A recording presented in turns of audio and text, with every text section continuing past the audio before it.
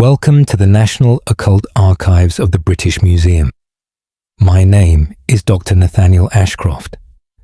Tonight, I present 45 chilling cases from Ireland, spanning the 12th to the 19th centuries. These authentic testimonies from priests, doctors, constables, and villagers document historical, unexplained supernatural phenomena across Irish counties. So turn down the world, embrace the darkness, and let the forgotten be heard. Case file NOA 1587C. Classification: testimony of a parish priest. Date of statement: 14th March 1587. Location: County Cork, Ireland. Testimony: Y. Father Dominic O'Sullivan, parish priest of St. Bridget's Church, do testify about the events that occurred in the woods beyond Ballincollig. A young shepherd named Seamus Fitzgerald came to me 3 days past. His face was pale as church linen. He spoke of something he witnessed while searching for a lost lamb near the old stone circle. The sun was setting when he entered the clearing. He heard children singing in Latin. The words were from the Mass for the dead, but there were no children to be seen. The singing came from the trees themselves. He searched between the ancient oaks. The voices followed him, always behind him, always just out of sight. When he turned to face them, the singing stopped. When he continued walking, it began again. He found his lamb at the circle's center. The animal was dead. Its eyes were open, staring upward. There was no mark upon it, no sign of violence or illness. Seamus lifted the lamb in his arms. The singing grew louder. He could now distinguish 3 separate voices, all children, all singing the same funeral rites. He ran from that place. The voices followed him to the edge of the wood.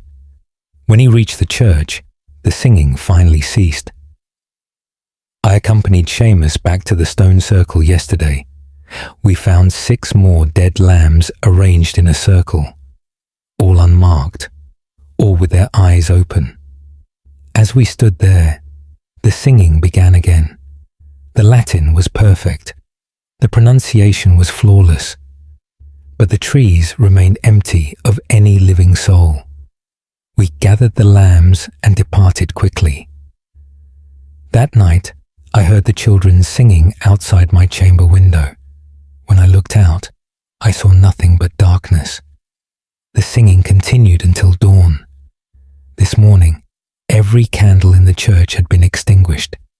They were still warm, as if invisible hands had just snuffed them out. The shepherd refuses to enter the woods again. I have placed a cross at the entrance to the stone circle, but I fear it will not be enough. The singing continues each night, always the Mass for the dead, always in perfect Latin, always sung by children who are not there. Father Dominic O'Sullivan, parish priest of St. Bridget's Church, Ballincollig, County Cork, 14th March, 1587. Archive note: Dr. Nathaniel Ashcroft. Document recovered from Cork Diocesan Archives. Site investigation revealed ancient stone circle predating Christian settlement.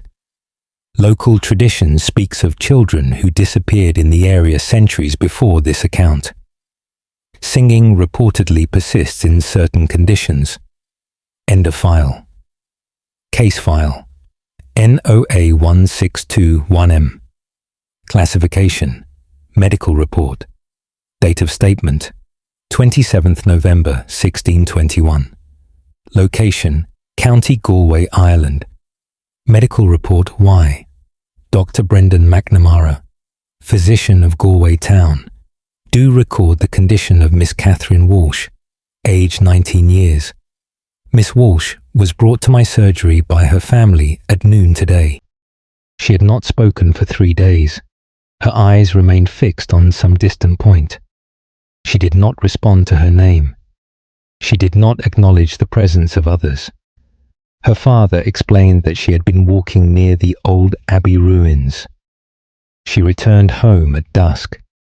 Something had changed within her. I examined her thoroughly. Her pulse was steady. Her breathing was normal. There were no signs of injury or fever, but her eyes troubled me greatly. They held a darkness I had never seen before. As I leaned close to examine her pupils, she suddenly gripped my wrist. Her fingers were ice cold. She pulled me close and whispered 3 words. They were in a language I did not recognize. The words seemed to come from deep within her chest. The voice was not her own. It was deeper, older, masculine. Her lips moved, but the voice came from elsewhere. I pulled away. She released my wrist. The strange voice spoke again, this time in Latin. Ego sum qui fuit oblitus. I am he who was forgotten. Miss Walsh's eyes rolled back. She began to convulse. Her family held her down. The convulsions lasted only moments. When they ceased, she opened her eyes. She looked directly at me. She spoke again, in that deep masculine voice. Sepultus sum in terra non sanctificata. I was buried in unhallowed ground. Then she screamed. The sound was inhuman. It echoed in my surgery like the cry of something tormented. Windows rattled in their frames. Medical instruments fell from their shelf. The scream lasted for nearly a minute. When silence returned, Miss Walsh sat perfectly still. Her eyes were her own again, but she remembered nothing of what had occurred. I prescribed rest and prayer, but I know such remedies will not help. Whatever spoke through her remains inside. I have written to the bishop requesting assistance. Miss Walsh's family has taken her home. They report that she sits by her window each night. She stares at the abbey ruins in the distance. She does not speak, but sometimes in the darkness, they hear that other voice, speaking in Latin, naming sins that are not hers. Dr. Brendan McNamara, physician, Galway Town, County Galway, 27th November, 1621. Archive note, Dr. Nathaniel Ashcroft. Medical records indicate Miss Walsh lived another 40 years. Multiple physicians documented similar episodes throughout her life. Abbey investigation revealed unmarked medieval graves beneath the ruins. The Latin phrases suggest possession by an unabsolved spirit. End of file. Case file NOA1593H. Classification Constable's report. Date of statement 8th January 1593. Location County Kerry, Ireland. Constable's report Y. Thomas Brennan, Constable of Killarney. Do report on the disturbances at the Doherty farm. The family consists of Patrick Doherty, his wife Mary, and their 4 children. They live 3 miles from town on the mountainside. For the past fortnight, they have heard knocking within their walls. The knocking begins at sunset. It continues throughout the night. It stops at dawn. I was summoned to investigate 5 days ago. I arrived at dusk and remained through the night. The knocking began precisely as the sun disappeared behind the mountain. 3 sharp raps, then silence, then 3 more raps. The pattern repeated endlessly. I searched every room. I examined every wall. I found no source for the sound. The knocking seemed to move through the house. Sometimes it came from the kitchen, sometimes from the children's chamber, sometimes from beneath the floorboards. Mrs. Doherty showed me the marks that appeared each morning. 3 scratches on the inside of their bedroom door, fresh each day, always in sets of 3, always at the same height. I measured them. They were positioned exactly where a child's hand would reach. but the Doherty children were too young to make such marks, and the door was locked from the inside each night. On the third night of my investigation, something changed. The knocking grew louder. It became frantic, as if whatever made the sound was desperate to be heard. Mr. Doherty and I stood in the hallway. The knocking moved along the wall beside us. We could see the plaster vibrating with each rap. I placed my hand against the wall. The knocking stopped. Something knocked back against my palm, from inside the wall, 3 times. The plaster was cold as winter frost. My hand went numb. I pulled away quickly. That night, young Margaret Doherty, aged 7 years, came to me in her nightdress. She said the knocking was calling her name. She said she knew who made the sound. She said it was the girl who lived in the walls, the girl who wanted to come out, the girl who was very cold and very lonely. I asked Margaret if she had seen this girl. She shook her head, but she said the girl whispered to her through the cracks in the plaster. She said the girl knew all their names. She said the girl was getting stronger. The following morning, I discovered the history of the land. A child went missing there 60 years ago. A girl of 7 years. She was never found. The knocking continues. The scratches appear each morning, and young Margaret has begun sleepwalking. She stands before the walls. Her fingers trace patterns in the plaster, patterns that spell out a name. Sarah. Thomas Brennan Constable of Killarney County. Kerry 8th January, 1593. Archive note. Dr. Nathaniel Ashcroft property records confirm a child's disappearance in 1533. No body was ever recovered. Recent structural survey of the farmhouse revealed a sealed cavity in the original wall construction. Family vacated the property in 1594. The knocking was reported by subsequent occupants for 2 centuries. End of file. Case file. NOA1678P. Classification. Personal account. Date of statement. 3rd September 1678. Location, County Donegal, Ireland. Personal account 1. Moira O'Donnell. Wife of fisherman Liam O'Donnell. Do account for what I witnessed at the crossroads near Glenties. My husband and I were returning from market. The afternoon was growing late. Heavy clouds gathered over the hills. We hurried to reach home before dark. As we approached the crossroads, our horse stopped. It would not move forward. My husband urged it on. The animal began to tremble. Its eyes were wide with fear. Then I saw her. A woman stood at the center of the crossroads. She wore a long white dress. Her hair hung loose about her shoulders. She was perfectly still. She faced away from us. My husband called out to her. She did not respond.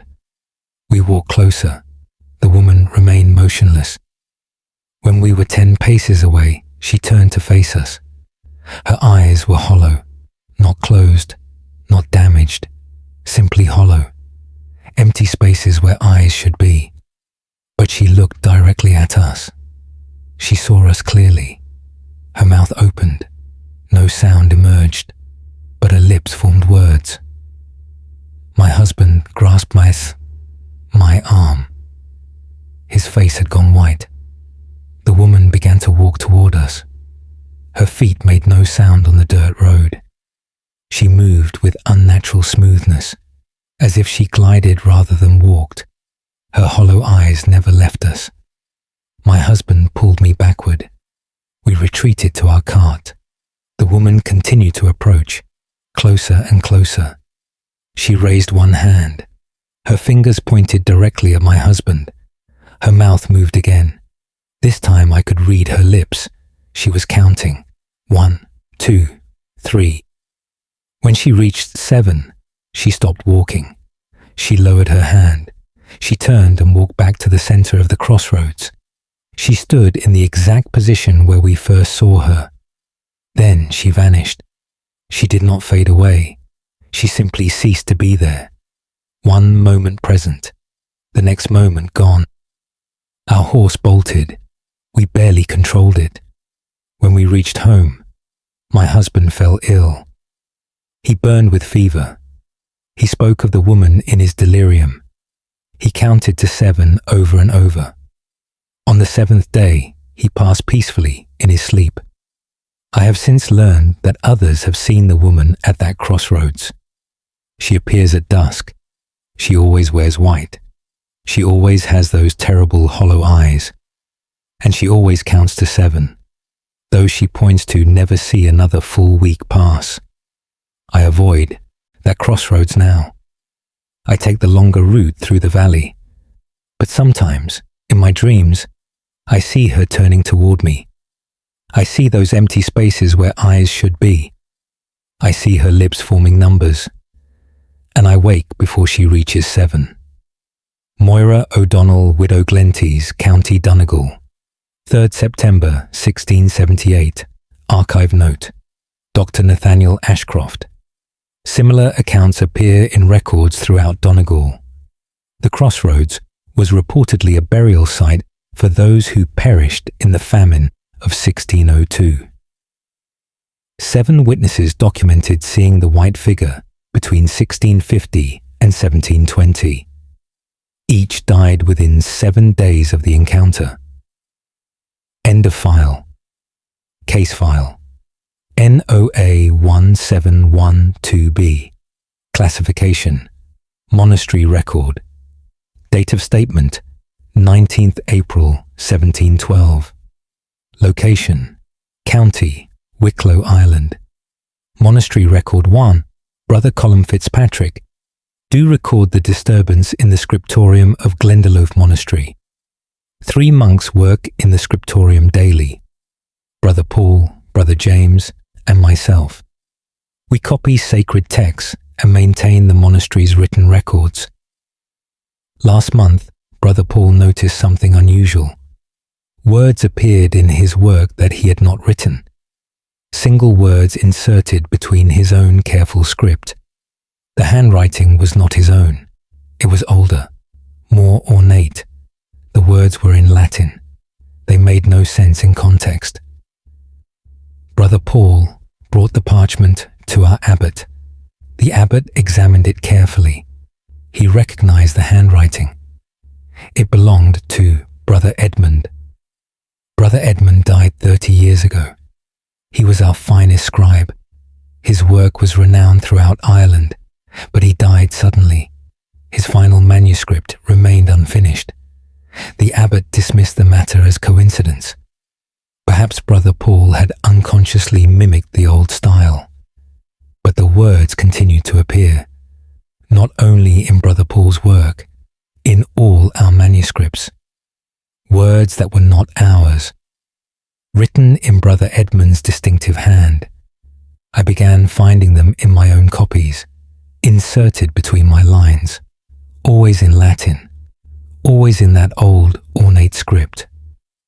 The words began to form messages. Meum opus non est completum. My work is not complete. Debeo finire. I must finish.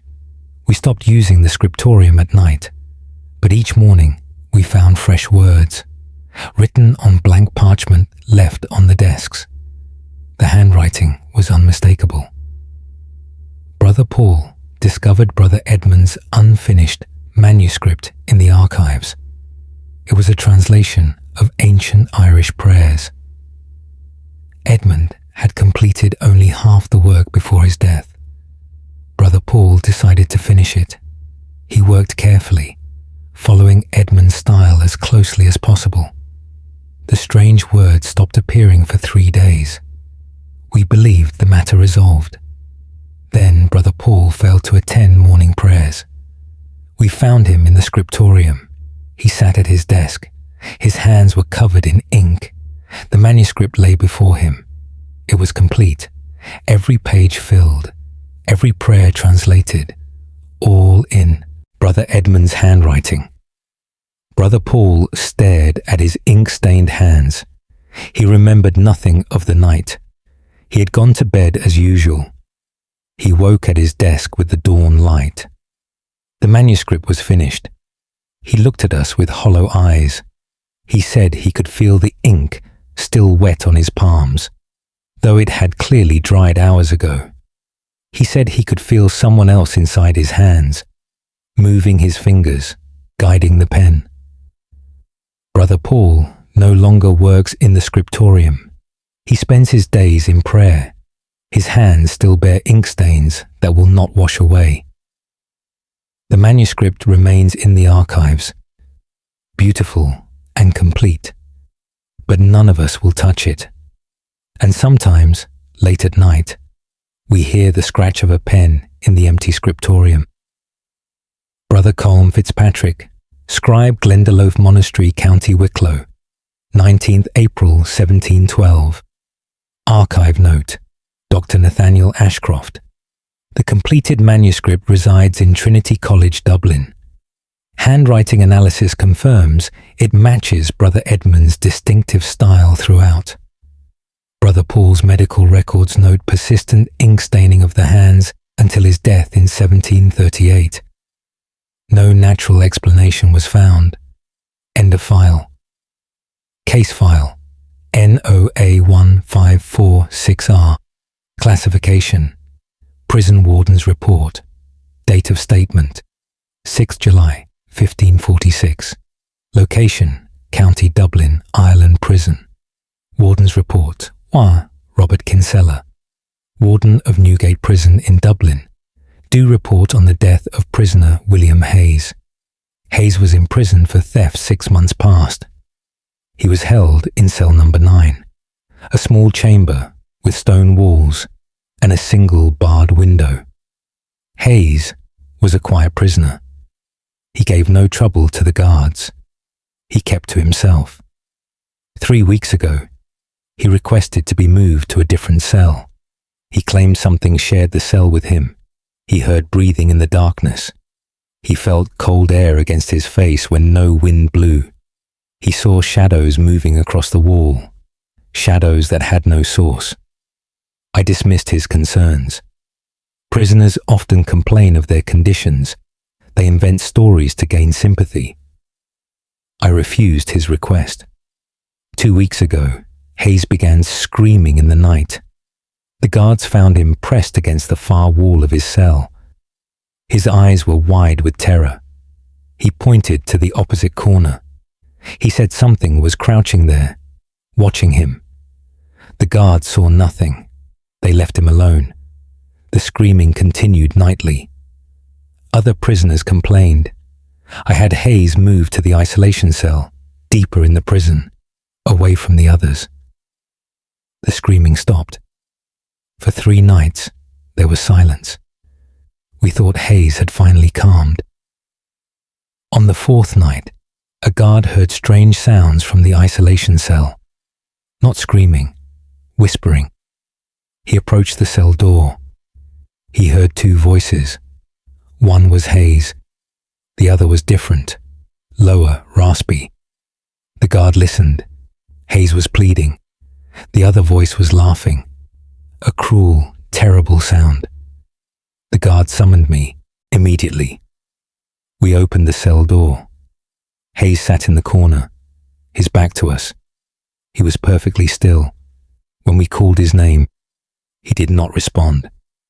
I stepped into the cell. I placed my hand on Hayes' shoulder. He was cold as stone. I turned him to face me. His eyes were open, but the life had gone from them. His mouth was frozen in a silent scream. There were marks on his throat, not bruises, not wounds, impressions, as if invisible hands had gripped him there. The cell was locked from the outside. No one had entered. Hayes was alone, yet something had been with him, something that left those terrible marks. We removed his body. We sealed cell number 9. We do not use it any longer. The isolation cell remains empty as well. At night, Guards report hearing whispers from both cells, sometimes laughter, sometimes pleading, sometimes screaming. But when they investigate, they find nothing. The cells are empty, yet something remains within them. Something that drove William Hayes to his end. Something that waits for the next occupant. Robert Kinsella Warden, Newgate Prison, Dublin, County Dublin, 6th July, 1546. Archive note. Dr. Nathaniel Ashcroft prison records indicate 3 more deaths in cell 9 before it was permanently sealed in 1551. The isolation cell was demolished during renovations in 1602. Workers reported hearing screams emanating from the walls during the demolition. Hayes's death was officially ruled natural causes. End of file. Case file. NOA 1692F. Classification. Forest Warden Statement. Date of statement, 11th October 1692. Location, County Cork, Ireland. Forest Warden Statement. I, Sean Murphy, Forest Warden of Gougane Borough, to state what I witnessed in the old growth woods. I have walked these forests for 30 years. I know every path and clearing. I know the sounds of the woods by day and night. I know what belongs here and what does not. Last week, I heard something that did not belong. It was afternoon. The sun filtered through the canopy. Birds sang in the branches above. Then all sound stopped. The forest fell completely silent. No birds, no insects, no rustling of leaves, just absolute silence. I stood still, listening, waiting. Then I heard footsteps, heavy, deliberate, coming through the undergrowth. But I saw nothing. The footsteps grew closer. Branches snapped, leaves crunched. Something large moved through the forest. Yet nothing was visible. The footsteps passed within 10 feet of where I stood. I felt a presence, cold, oppressive. The air around me grew frigid. My breath misted before my face. Though it was a warm autumn day, the invisible thing stopped. The footsteps ceased. I held perfectly still. I could feel it there, standing just beyond my sight, watching me. Then I heard breathing. Deep, labored, like something exhausted from a long journey. The breathing circled around me.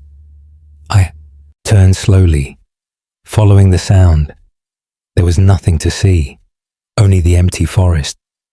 But the presence remained. The breathing grew louder, closer to my face. I felt breath against my cheek, hot and fetid. I stumbled backward. My foot caught on a root. I fell. The breathing stopped. The warmth returned to the air. Birds began singing again. The forest came back to life. Whatever had been there was gone. I returned home quickly. I said nothing to my wife. She would think me mad. But the next day, I found tracks. In the same spot where the invisible thing had passed. Deep impressions in the soft earth. Footprints, but not human feet. The prints were too large, the toes too spread, the heel too deep. Something walked through that forest. Something that breathed and moved with weight and substance, but something that could not be seen. I have marked the location on my map. I will not walk there again. I have heard stories from the old folk. Tales of things that live in the ancient woods. Things from before the church came to Ireland. Things that have never left. I did not believe those stories. I believed in what I could see and touch. But now I know better. The forest holds more than trees and animals.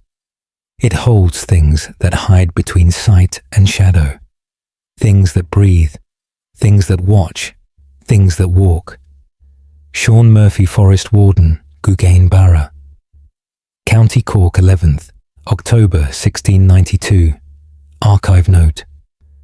Dr. Nathaniel Ashcroft. Local folklore references invisible forest entities predating Christian era. Multiple witness accounts from the region describe similar encounters. Plaster casts were taken of the footprints in 1894. They remain unidentified. The area is now avoided by local residents after dark. End of file. Case file NOA 1735 Classification Widow's Testament. Date of statement 21st February 1735. Location County Sligo, Ireland. Widow's Testament. Y. Eleanor Brennan, widow of farmer Michael Brennan, do testify about the mirror in our home.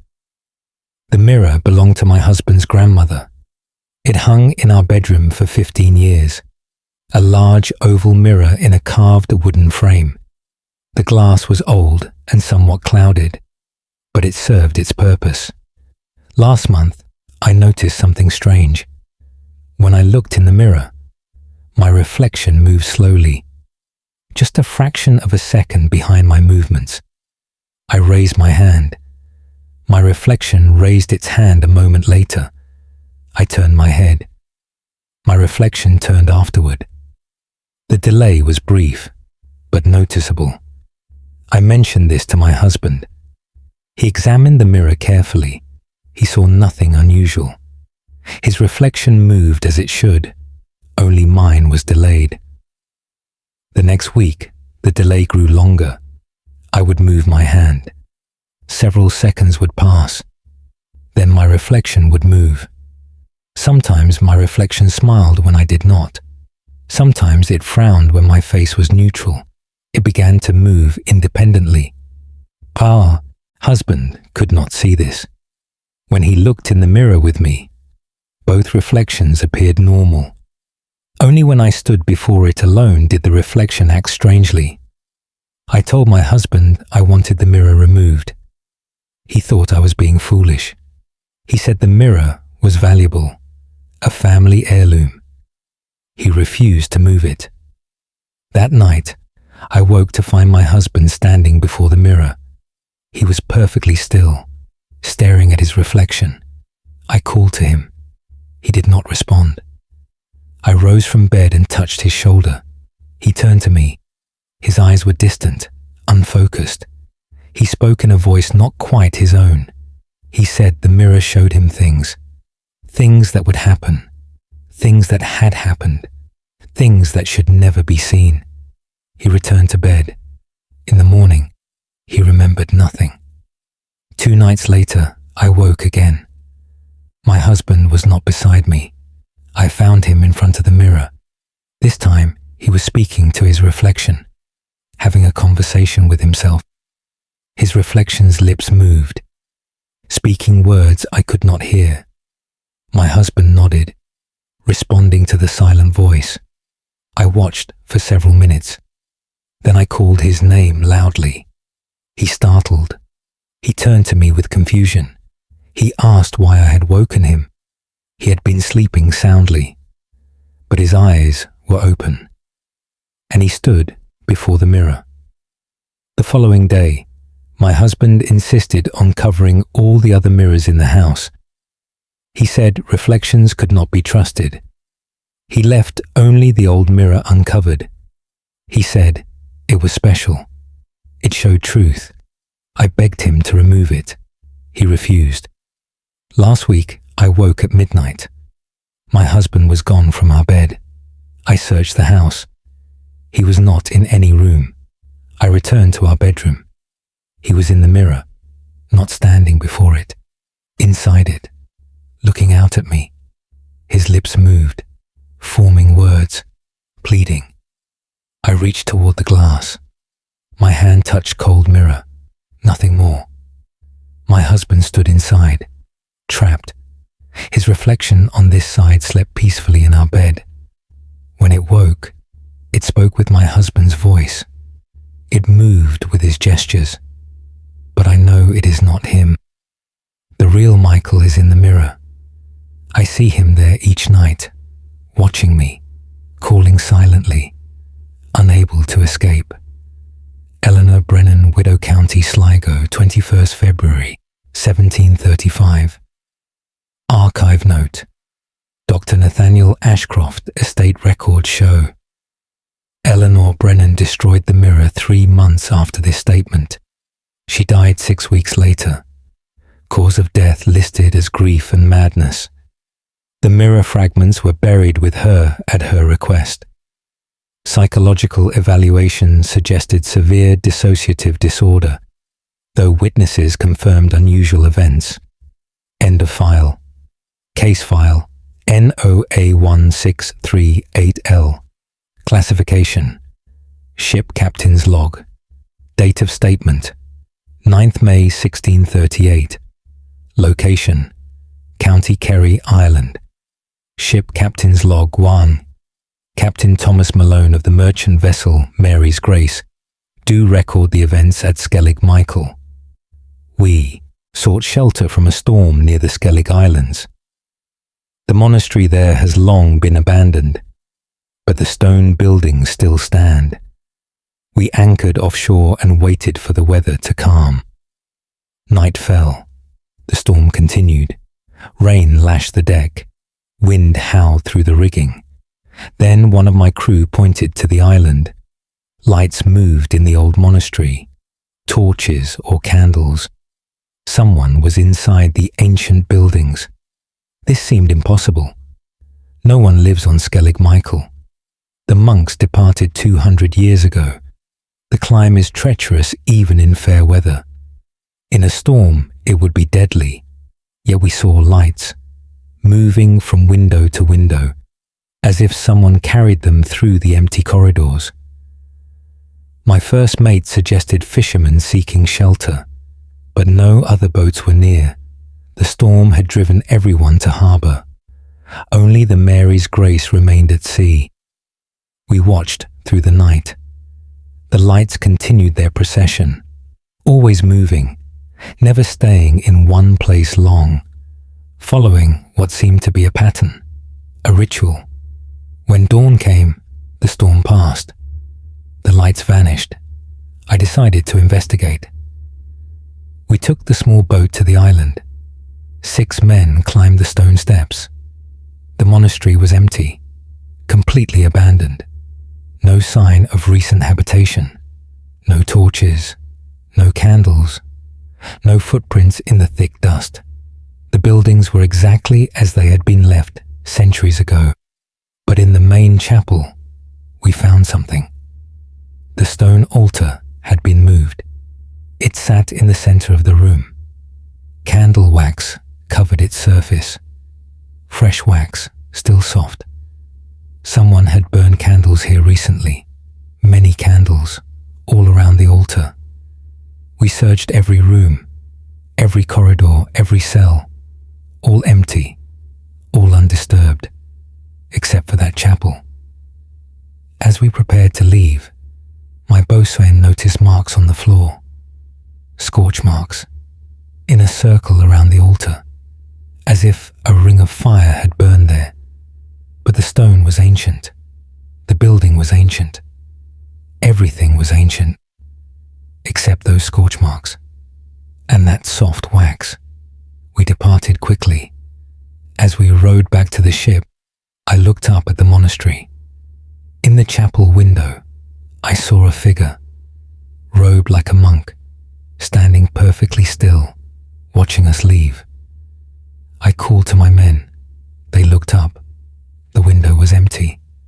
That night, anchored in calm water, we heard singing, coming from the direction of the island. Gregorian chant, the ancient songs of the monks, carried across the water. We saw no lights this time, but the singing continued until dawn. Perfect Latin chanting from an empty monastery on an abandoned island where no living soul resides. Captain Thomas Malone, master of the Mary's Grace, Dingle Bay, County Kerry, 9th May, 1638. Archive note. Note, Dr. Nathaniel Ashcroft, multiple maritime records document lights and chanting on Skellig Michael, between 1600 and 1750. Archaeological survey in 1823 found evidence of candle burning in the chapel, though the monastery had been vacant since the 14th century. The phenomenon ceased after 1756 for unknown reasons. End of file. Case file NOA1704K. Classification. Teacher's account. Date of statement 17th December 1704. Location County Mayo, Ireland. Teacher's account. Y. Margaret Sullivan, school teacher of Westport. Do account for the incidents in my classroom. I teach 20 children in a small schoolhouse at the edge of town. The children range from 6 to 12 years of age. 3 weeks ago, during morning lessons, all the children stopped speaking at once. They turned to face the back of the room. They stared at the empty corner. I asked what they were looking at. None of them answered. They simply stared. After several minutes, they turned back to their desks. They resumed their work as if nothing had occurred. When I questioned them individually, they all said the same thing. A boy was standing in the corner. A boy none of them recognized. He was watching the class. I saw no such boy. The corner was empty. I dismissed it as children's imagination. The next day, it happened again. Same time, same behavior. All 20 children stopped their work simultaneously. All turned to face the back corner. All stared in silence. This time, I watched them carefully. Their eyes tracked something, moving slowly from left to right, as if following someone walking along the wall, but I saw nothing. The third day, I asked the children to describe the boy. They all gave identical descriptions: dark hair, pale skin, old-fashioned clothes, bare feet, age perhaps 9 or 10 years. He never spoke. He only watched. I visited the church records. I researched the history of the schoolhouse. The building was new, built just 5 years ago, but it stood on the site of an older structure, a small cottage. A family lived there in the 1650s. They had one son, named Patrick. The boy died at age 10, of fever. He was buried in the church cemetery. I found his grave. The stone was worn but readable. Patrick O'Malley, born 1645, died 1655. Taken too soon from lessons and light. The next day, I spoke to the children before class began. I asked if the boy in the corner looked like anyone they knew. Young Mary O'Brien raised her hand. She said there was a drawing in her grandmother's house, a drawing of a boy who looked exactly like the one they saw. Her grandmother's maiden name was O'Malley. The drawing was of her great-great-uncle, Patrick, who died before he could finish his schooling. Now the boy appears every day, always at the same time, always in the same corner. The children no longer find it strange. They have accepted his presence. Sometimes they leave space for him, an empty seat at the back of the classroom. They say he likes to listen to the lessons. They say he's learning the things he never got to learn. I have grown accustomed to teaching 21 students, though I can only see 20 of them. Margaret Sullivan, school teacher, Westport, County Mayo, 17th December 1704. Archive note: Dr. Nathaniel Ashcroft. Phenomenon continued until the schoolhouse was demolished in 1782. Multiple teachers documented identical sightings. Children's testimonies remained consistent across 50 years. Patrick O'Malley's grave was relocated during church renovations. The appearances ceased after the relocation. End of file. Case file NOA1529D. Classification. Doctor's notes. Date of statement 4th June 1529. Location, County Limerick, Ireland. Doctor's notes. I, Dr. William Burke, physician, do note the condition of patient Henry Fitzgerald, aged 42 years. Fitzgerald came to my surgery 4 days past. He complained of voices, not in his mind, but actual voices speaking to him, in his home, in his barn, following him wherever he went. The voices spoke in Irish, an older form of the language. Words Fitzgerald did not fully understand, but the tone was clear, angry, threatening, demanding. I examined him thoroughly. His hearing was excellent. His mind seemed sound. I found no fever or illness. I suggested the voices might be imagination. Stress from farm work. Fitzgerald insisted they were real. He invited me to his farm to hear for myself. I agreed to visit the following day. I arrived at noon. Fitzgerald met me at the gate. He looked exhausted. He said the voices had kept him awake all night. We entered his cottage. Immediately, I heard them. Whispers, coming from everywhere and nowhere, from the walls, from beneath the floor, from the ceiling beams. Multiple voices, all speaking at once, all in that ancient Irish tongue. I recognized only a few words. Leave. Go. Not yours. The whispers grew louder as we moved through the cottage. In the main room, they became shouts, still in Irish, still from invisible sources. Fitzgerald covered his ears, but the voices continued. I tried to locate their source. I checked every corner, every wall, every opening. There was no natural explanation, no hidden speakers, no people concealed nearby, just voices filling the air. As we stood there, objects began to move. A cup slid across the table. A pot hanging on the wall swung back and forth. The door slammed shut, then opened again, all while the voices continued their angry chanting.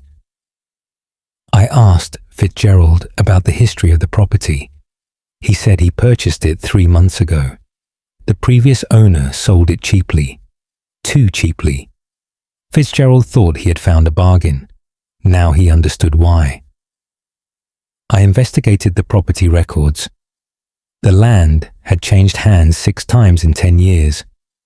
No family stayed longer than a few months. All cited disturbances. All mentioned voices. The land was part of an ancient settlement before the Normans came, before the English arrived. The voices speak for those who lived here first, those who were displaced, those who never left. Fitzgerald has decided to abandon the property. He will not stay another night. He asks if the voices will follow him. I have no answer, but I suspect they are bound to that land, to that specific place. They call out to anyone who settles there, reminding them that the land remembers its true owners. Dr. William Burke, physician, Limerick Town, County Limerick, 4th June 1529. Archive note, Dr. Nathaniel Ashcroft, archaeological survey in 1891, revealed extensive Celtic settlement beneath the property. Multiple burial sites were discovered. The voices have been reported by every resident from 1529 to present day. Property remains uninhabited. End of file. Case file NOA 1685N. Classification: Nun's Confession. Date of statement: 23rd August 1685. Location: County Clare, Ireland. Nun's Confession. Why? Sister Catherine Daly, of the Convent of St. Clare, do confess what occurs in the convent garden. Our garden is walled on all sides. The only entrance is through the convent itself. We grow herbs and vegetables there. It is a place of peace and reflection. Or it was.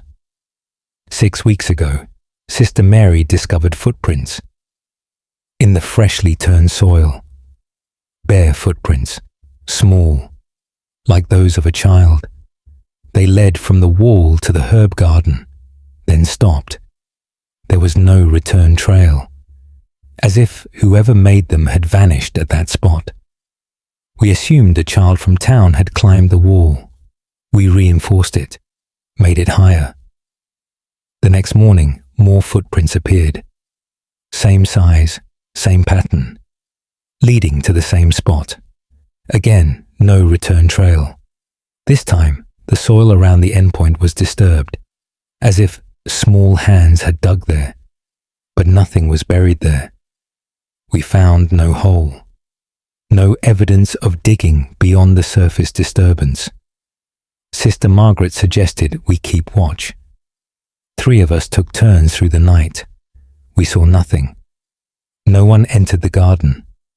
Yet at dawn, the footprints appeared again, fresh in the morning dew, the same path, leading to the herbs, stopping at that mysterious spot. That night, I volunteered to watch alone. I sat by the window overlooking the garden. The moon was full. The garden lay bathed in silver light. At midnight, I saw movement. A shadow, small, child-sized. It moved along the wall, not over it, through it, as if the stone were no barrier at all. The shadow crossed the garden. It left footprints in the soil, visible impressions appearing with each step. But the shadow itself had no substance, just darkness in the shape of a child. It reached the herb garden. It knelt. Its shadow hands moved as if digging. Then it froze. It turned toward the window, toward me. Though it had no face, I felt it looking at me, directly at me. Fear filled my heart. I wanted to look away, but I could not move. The shadow child raised one arm, pointing at me, or past me. I turned to see what it indicated. When I looked back, it was gone. The garden was empty, but the footprints remained. I told the abbess everything. She ordered the herb garden dug up. 6 feet down, we found bones. Small bones. A child's skeleton, curled in the earth. No marker, no record. No explanation for why a child was buried there. We gave the remains a proper Christian burial in the convent cemetery, with prayers and blessings. The footprints have not appeared since. The garden is peaceful again, but I still see that shadow child in my dreams, still see it pointing, still wonder what it was trying to show me. Sister Catherine Daly Convent of St. Clair Ennis, County Clare, 23rd August, 1685. Archive note. Dr. Nathaniel Ashcroft. Convent records confirm the excavation and reburial. Age of the remains estimated at 7 to 9 years. Time of death placed in late 15th century, approximately 200 years before discovery. No historical record of child burials on convent grounds. Identity remains unknown. End of file. Case file NOA 1727S. Classification: Blacksmith Statement. Date of statement: 12th March 1727. Location: County Tipperary, Ireland. Blacksmith Statement: Owen Connolly, blacksmith of Cashel. Do state the following about my forge. I have worked iron for 25 years. My forge stands at the crossroads outside town, a stone building with a strong roof and good ventilation. I know every sound it makes, every creak of the rafters, every whistle of wind through the gaps. Last month, I began hearing a new sound, hammering, but not my own. It came at night after I'd finished work. After I had banked the fire and locked the doors, I would be walking home, I would hear the hammer striking the anvil, clear as day, the same rhythm I use when shaping horseshoes. I returned to check several times. The forge was always locked. The fire was always banked. No one was inside. Yet the hammering continued. My wife heard it too. From our cottage 1/2 mile away, the steady ring of hammer on anvil, echoing across the fields. One night, I stayed hidden near the forge, waiting and watching. At midnight, the hammering began. I crept to the window. The forge fire was burning bright, though I had left it banked hours ago. Someone stood at my anvil, a figure in working clothes, back to me, hammer raised, striking the anvil in perfect rhythm. I burst through the door. The fire died instantly. The forge plunged into darkness. The hammering stopped.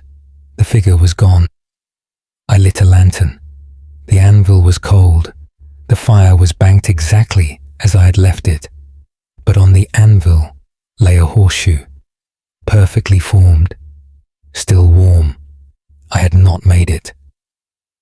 The next day, I spoke to the old carter who lives nearby. He remembered the previous blacksmith, a man named Sean O'Brien. O'Brien worked the forge for 40 years. He died at his anvil, hammer in hand, in the middle of shaping a horseshoe. The carter said O'Brien was never satisfied with his work, always seeking perfection, always convinced he could do better. Even on his deathbed, he spoke of unfinished work, projects left incomplete, skills left unmastered. Now the hammering comes every night. I have stopped fighting it. I leave extra iron on the anvil before I close. In the morning, I find new pieces, horseshoes, door hinges, hooks, all perfectly crafted, better than I could make them. My business has improved. Customers praise the quality of my work. They do not know that half of it is not mine. They do not know that a dead blacksmith still labors in my forge, still pursuing the perfection he never achieved in life. I am both grateful and unsettled.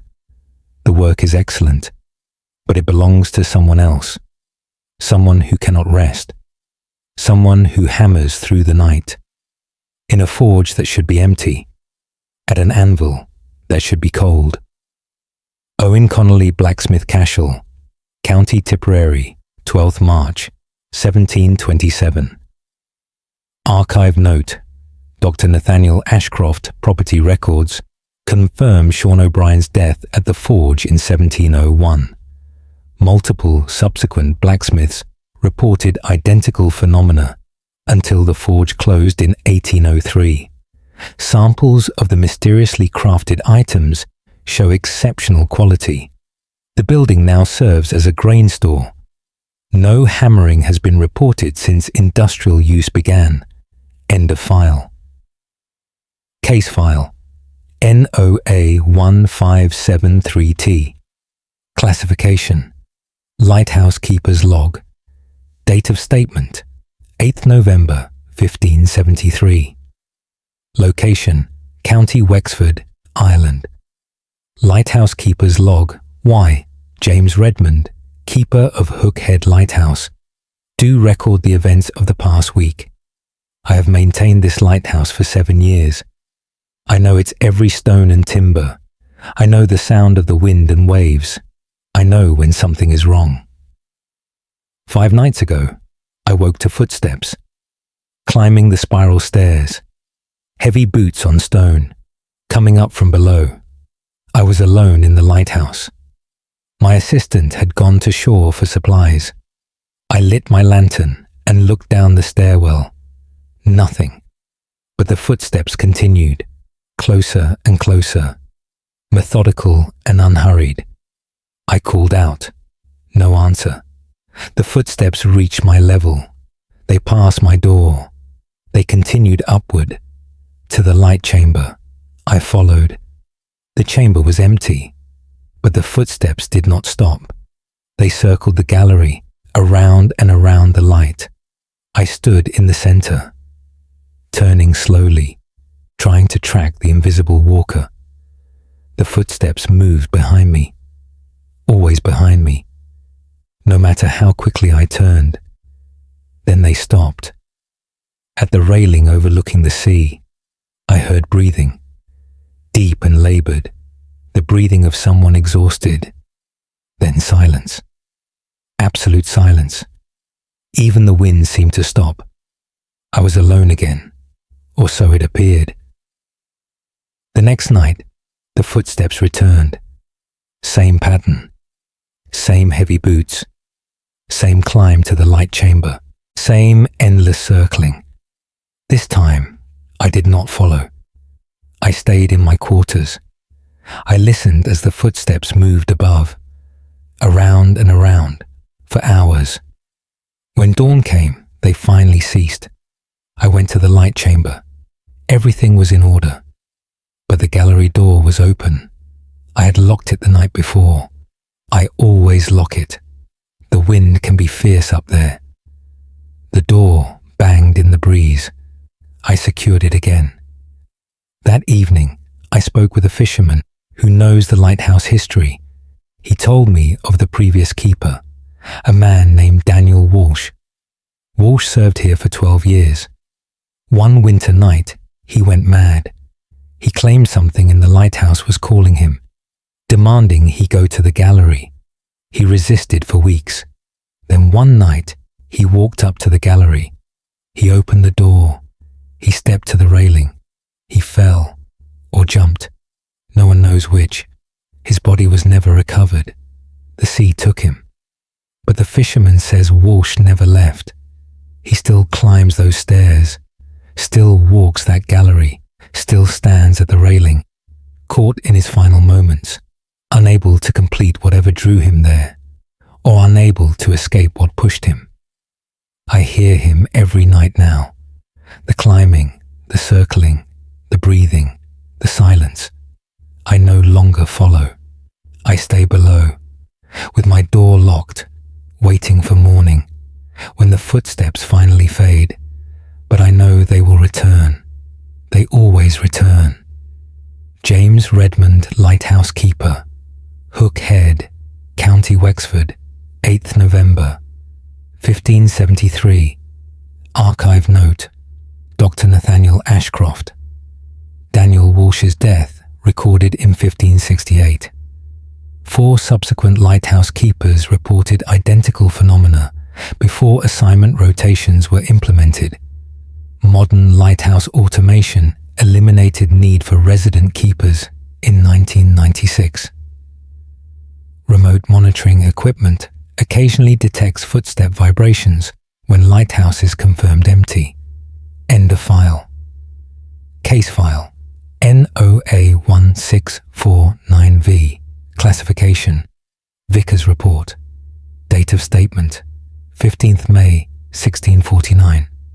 Location County Antrim, Ireland. Vickers Report Y. Reverend John Montgomery, Vicar of St. Patrick's Church, do report on the disturbance in our bell tower.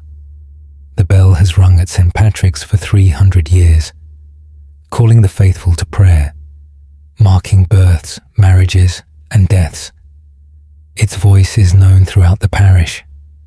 2 weeks ago, the bell began ringing at odd hours, not the measured toll of service times, but frantic, irregular clanging, sometimes in the middle of the night, sometimes during the quiet of afternoon.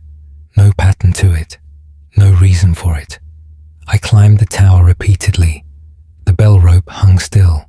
No one pulled it, yet the bell swung vigorously, its iron clapper striking with force.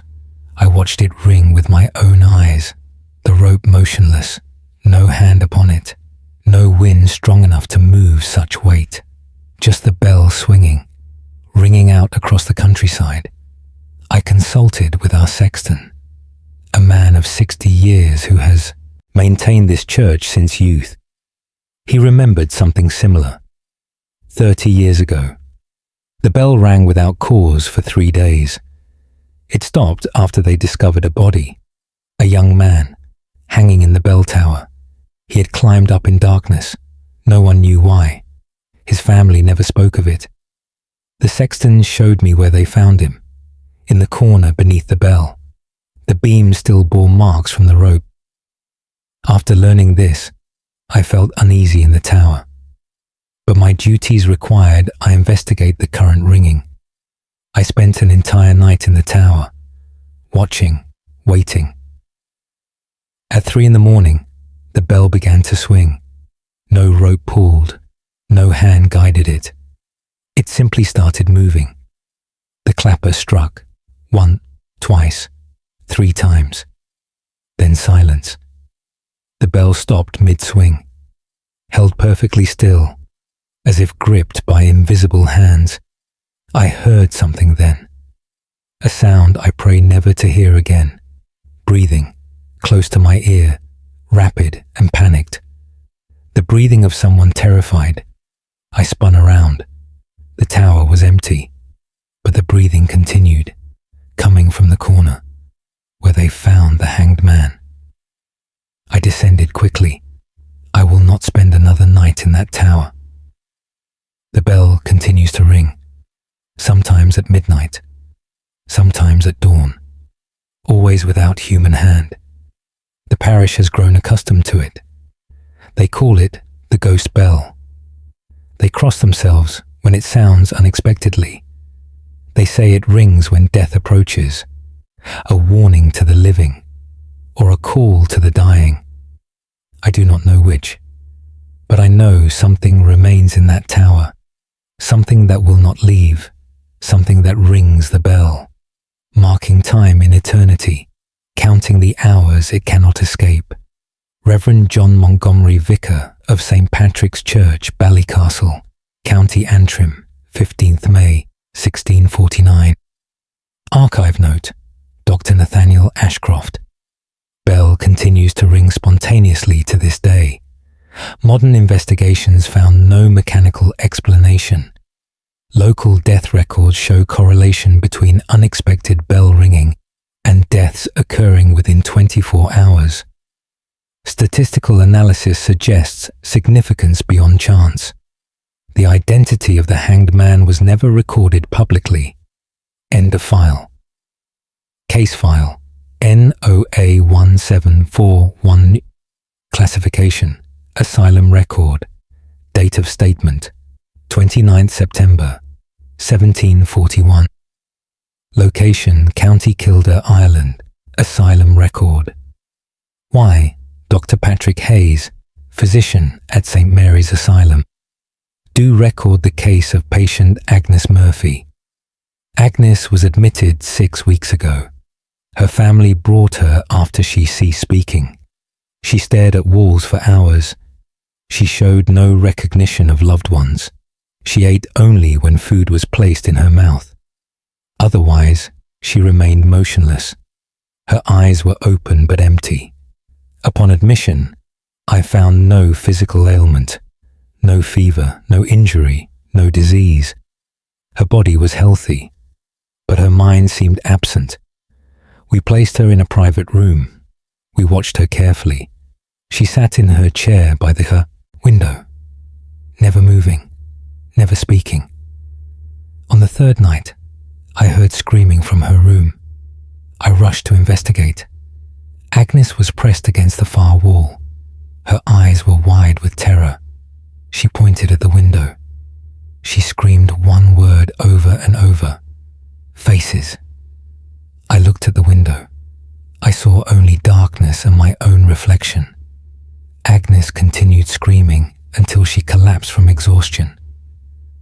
The next morning, she would not go near the window. She cowered in the corner farthest from it. That evening, I stationed myself in her room. I would see what frightened her. As darkness fell, I understood. Faces appeared in the window glass, not reflections, actual faces, pressed against the outside of the glass, from the 3rd floor, where no person could stand. Pale faces with hollow eyes, dozens of them, crowding the window, looking in at us. Their mouths moved silently, as if speaking words I could not hear. Agnes saw them too. She whimpered in her corner. I approached the window. The faces did not retreat. They pressed closer. Their features became clearer. Men and women, old and young, all with the same empty expression, all staring at Agnes.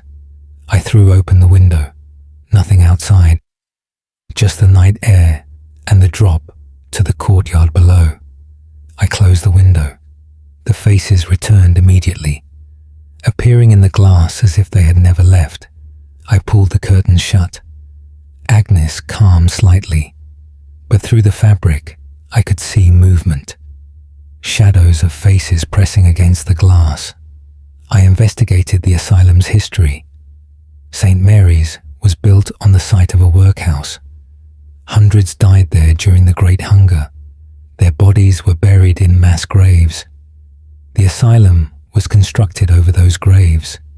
The faces in the window matched descriptions of workhouse residents, from portraits and written accounts, people who died forgotten and unmourned, people who were never properly laid to rest.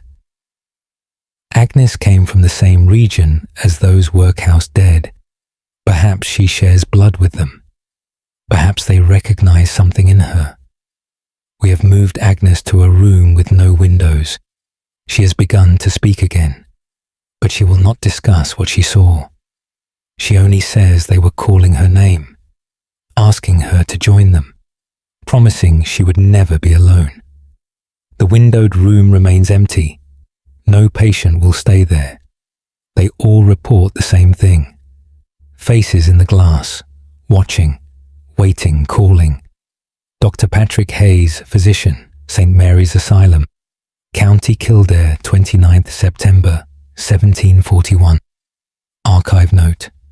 Dr. Nathaniel Ashcroft.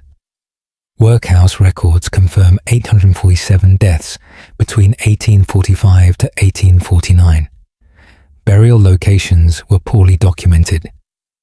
Ground-penetrating radar survey in 1978 revealed extensive remains beneath asylum foundations. The window was permanently sealed in 1756.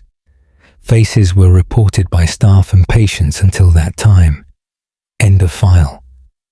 Case file. NOA 1586Q. Classification. Constable's investigation. Date of statement. 12th April, 1586. Location. County Waterford, Ireland. Constable's investigation 1. Constable Richard Walsh. Do report on the abandoned cottage outside Dungarvan. The cottage has stood empty for 5 years. Its last occupant was a widow named Bridget O'Neill. She left suddenly, took nothing with her, simply walked away. No one has lived there since. 3 days ago, local children reported seeing smoke from the chimney. I investigated immediately. The cottage door was locked from the outside. The windows were shuttered, but smoke indeed rose from the chimney. I forced the door open. The main room was exactly as Bridget had left it. Furniture covered in dust, cobwebs in every corner. But the hearth fire burned brightly. Fresh wood crackled in the flames. The kettle hung over the fire. Steam rose from its spout. I examined the room carefully. Recent footprints marked the dusty floor. Small, barefoot, a child's prints. They led from the door to the hearth, then to the bedroom, then back to the hearth. Over and over, the same path, worn deep in the dust. I followed the prints to the bedroom. A small bed sat in the corner, child-sized. The blanket had been pulled back, as if someone had recently risen. On the pillow lay a rag doll. The doll was old, its fabric faded and torn, but it had been carefully positioned, sitting upright, facing the door. I returned to the main room. The fire continued to burn. The kettle continued to steam. I sat and watched, waiting. As dusk approached, I heard singing, a child's voice, coming from the bedroom, a lullaby in Irish, soft and sweet. I opened the bedroom door. The singing stopped. The room was empty, but the bed showed fresh impressions, as if someone had been sitting there. The doll now lay on its side. I had left it sitting upright. I returned to the main room. The fire had grown larger. Someone had added wood. But I had not moved. I had heard nothing. Yet fresh logs burned in the hearth. Night fell completely. The singing began again, this time from right beside me. I felt breath against my ear, cold, like winter wind. The child's voice whispered, "When will Mother return?" I stood quickly, knocked over the chair. The singing stopped. The fire dimmed. The cottage grew cold. I left immediately. I spoke with Bridget O'Neill. She now lives with her sister in Cork. She told me everything. Her daughter died in that cottage. Fever took her at age 6. Bridget tried to continue living there, but the child never left. She heard singing. She found the fire lit each morning. She saw small footprints in the dust. Her daughter was still there, still waiting for her mother, still going through her daily routine. Bridget could not bear it. She had to leave. The cottage remains abandoned, but smoke rises from the chimney regularly. Someone tends that fire. Someone sings those lullabies. Someone waits. Constable Richard Walsh Dungarvan, County Waterford, 12th April, 1586. Archive note. Dr. Nathaniel Ashcroft. Parish records confirm the child's death in 1581. The cottage was demolished in 1623. Witnesses reported seeing smoke rising from empty ground where the cottage once stood. Phenomenon ceased after the site was consecrated by a travelling priest in 1628. End of file. Case file. NOA 1697E. Classification. Monastery Chronicle. Date of statement.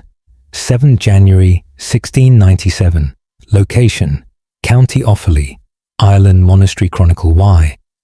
Brother Aidan O'Connor, chronicler of Clonmacnoise Monastery. Do record the events in the crypt. Our monastery is ancient, built in the 6th century. Its crypt holds the remains of abbots and monks spanning 1,000 years. We descended to the crypt once yearly to pray for the dead, to ensure their rest remains undisturbed. Last month, Brother Thomas went to the crypt alone. He wished to pray in solitude. He did not return for evening prayers. We searched for him. We found him standing before the oldest tomb. He faced the stone wall, perfectly still. When we called his name, he did not respond. We touched his shoulder. He turned slowly. His face was blank. His eyes did not see us. He spoke in a voice not his own. The words were Latin, but the accent was ancient, older than our order. He said things we could not understand, names of places long forgotten, names of people dead for centuries. Brother Thomas collapsed. We carried him to the infirmary. He woke hours later. He remembered nothing, but he refused to enter the crypt again. He said something down there had touched him, something that wanted out. 2 nights later, we heard chanting, coming from beneath the monastery, from the crypt. The chanting was in Latin, the old Latin of the early church. Multiple voices, all male, all singing the same funeral rite. We gathered at the crypt entrance. The chanting echoed up the stairs. Our abbot led us down. The crypt was empty, but the chanting continued. It surrounded us, coming from the walls themselves, from the ancient stones. The abbot ordered silence. We listened. The chanting was a requiem, a mass for the dead, but not our dead. The words spoke of plague, of war, of death in fire and water, things that happened long before our time. The abbot began his own prayers, speaking loudly over the ghostly chanting. The ancient voices grew louder, competing with him, as if angry at the interruption. The crypt grew cold. Our breath misted. Frost formed on the stone walls. In January, yes, but we were underground, insulated from winter's touch, yet ice spread across the tombs. The chanting reached a crescendo, then stopped abruptly. The silence was absolute. The cold remained. We saw our breath in the lantern light. Then we heard footsteps, many footsteps, coming from the far end of the crypt, where the oldest burials lay. The footsteps approached, slow and measured, but we saw no one, just empty darkness beyond our lights. The footsteps passed through us. I felt something move through my body, a coldness deeper than winter, a presence without substance. Each of us felt it. Each of us stood frozen, unable to move, unable to speak. The footsteps climbed the stairs, up into the monastery, into the church above. We followed quickly. The church was empty, but we heard them still. The invisible procession moving through the aisles, toward the altar. The footsteps stopped at the sanctuary, a moment of silence. Then the chanting began again, this time in the church itself. It lasted until dawn. When daylight touched the stained glass windows, the voices finally ceased. The church warmed, the frost melted, the presence departed, but we all know it will return. The dead below are restless. Something disturbed them. Something woke them from their ancient sleep, and they will not rest again until they have finished their prayers. Brother Aidan O'Connor, chronicler, Clonmacnoise Monastery, County Offaly, 7th January 1697. Archive note: Dr. Nathaniel Ashcroft. Monastery records indicate similar events in 1348 during the Black Death and in 1641 during the Irish Rebellion. Recent excavation revealed the crypt extends deeper than previously known. The oldest burials date to pre-Christian times. Chanting continues to be reported during significant dates in the church calendar. End of file. Case file NOA 1758J. Classification: Fisherman's Testimony. Date of statement: 24th July 1758. Location: County Down, Ireland. Fisherman's Testimony: I, Connor Byrne, fisherman of Strangford Lough, do testify about what haunts the water. I have fished these waters for 40 years. I know every current and tide. I know where fish gather and where they avoid. I know what belongs in the lough and what does not. 3 weeks passed. I went out at dawn. The water was still. The air was clear. Perfect conditions. I cast my nets in the usual place. I waited. Something struck the bottom of my boat, a heavy impact. The boat rocked violently. I looked over the side. The water was clear enough to see several feet down. Nothing was there. Another impact, this time harder. The boat tilted sharply. I gripped the sides to steady myself. Then I saw it, a shape moving beneath the boat. Large, dark, but wrong somehow. Its movements were not natural, not like any fish or creature I knew. It circled my boat. Each pass brought it closer to the surface. I could almost make out its form. Then it rose, just beneath the surface, and I saw its face, a human face, pale and bloated, eyes open, staring up at me. But it was not a drowned man. The face was attached to something else, something with too many limbs, something that writhed in the water. I recoiled. The thing sank back into the depths. My nets began to pull. Something had caught them. I tried to haul them in. The weight was enormous. I pulled with all my strength. The nets rose slowly. As they neared the surface, I saw what filled them. Not fish, faces, dozens of pale faces, tangled in my nets, all staring upward, all with open eyes. Some of the faces I recognized. Men who had drowned in the Lough over the years, men whose bodies were never recovered. I released the nets, let them sink back down. I would not bring that catch aboard. I rowed for shore as quickly as I could. Behind me, I heard splashing. I looked back. The water churned, as if many things moved beneath the surface. Swimming toward my boat, I rowed harder. The splashing grew closer. I saw shapes breaking the surface, arms reaching up, not drowning, not struggling, just reaching, grasping, seeking.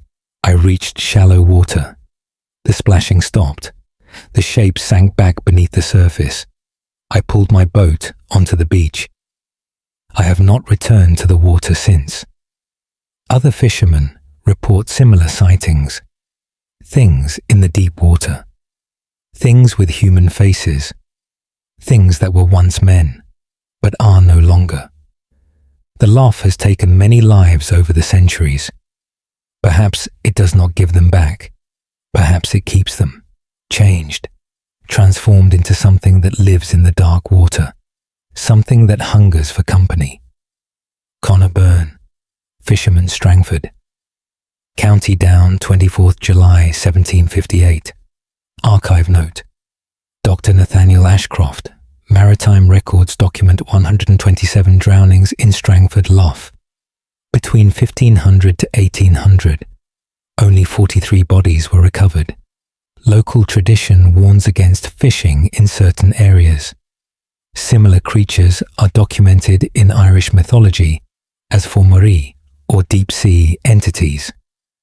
Modern sonar surveys detected large unidentified movements in the deepest sections.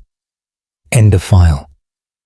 Case file NOA1623Y. Classification Innkeeper's account. Date of statement 16th October 1623. Location County Meath, Ireland. Innkeeper's account. Why Mary Doyle, keeper of the Crossroads Inn, do account for the haunting of room 7. My inn has 12 rooms for travellers. All are well maintained. All are comfortable, except room 7. Room 7 faces the old hanging tree, the tree where justice was dispensed for 200 years. Many met their end on that tree. Criminals, rebels, sometimes the innocent. Room 7 remains empty most nights. Not by my choice, by necessity. No guest stays the full night there. All leave before dawn. All refuse to speak of what drove them out. Last month, a merchant from Dublin took the room. He was exhausted from travel. He did not care about the stories. He paid for the night. He retired early. At midnight, I heard screaming from room 7. The merchant ran down the stairs. His face was white as bone. He demanded a different room. When I asked what happened, he struggled to speak. He said someone was in the room with him. Someone standing at the window, looking out at the hanging tree. The figure wore a hood over its head. A rope hung around its neck. The merchant had called out. The figure turned to face him. The hood was empty, nothing inside but darkness. Yet it turned as if it could see him. It raised one hand, pointed at the merchant, then pointed at the tree outside. The merchant fled. He spent the rest of the night in the common room. He left at first light. I decided to spend a night in room 7 myself. I would prove there was nothing to fear. I locked the door at dusk. I sat in the chair by the hearth. The room was quiet, normal. As midnight approached, I heard something. Footsteps in the hallway. They stopped at my door. I waited for a knock. None came. Instead, I heard breathing, heavy and labored, like someone struggling for air. I opened the door. The hallway was empty. I closed the door. The breathing was now inside the room, behind me. I turned slowly. The figure stood at the window, exactly as the merchant described, hooded, rope around its neck, facing the hanging tree. I could not move. Fear held me frozen. The figure began to sway, side to side, like a body hanging in the wind. The rope creaked, though nothing supported it. The swaying grew more violent. The figure's head rolled back. The hood fell away. There was no face beneath, no head at all, just the rope, knotted around empty air. I ran from the room. I have sealed it shut. No guest will stay there again. But at night, I hear the creaking, the swaying of a rope, the labored breathing of someone choking, someone who died on that tree, someone who will not leave. The tree was cut down last year. The stump remains, but room 7 still has its view of what once was, its view of what still is. In some world, between life and death. Mary Doyle. Innkeeper, Crossroads Inn, County Meath. 16th October, 1623. Archive note. Dr. Nathaniel Ashcroft. Execution records confirm 89 hangings at that location between 1400 to 1650. The inn was demolished in 1789. The site remained vacant for decades afterward. Subsequent buildings reported similar phenomena in rooms facing the tree's former location. The area is now a public park. The stump was removed in 1823. End of file. Case file NOA 1782U classification. Miller's statement. Date of statement 3rd February 1782. Location County Carlow, Ireland. Miller's statement. I, James Murphy, Miller of Tullow, do state what occurs at my mill. The mill has operated for 100 years. It sits beside the river. Water turns the great wheel. The wheel turns the grinding stones. Grain becomes flour. This is the natural order. But something has changed. The wheel turns when it should not. I close the sluice gate each evening. This stops the water flow. The wheel stops turning. The mill goes silent.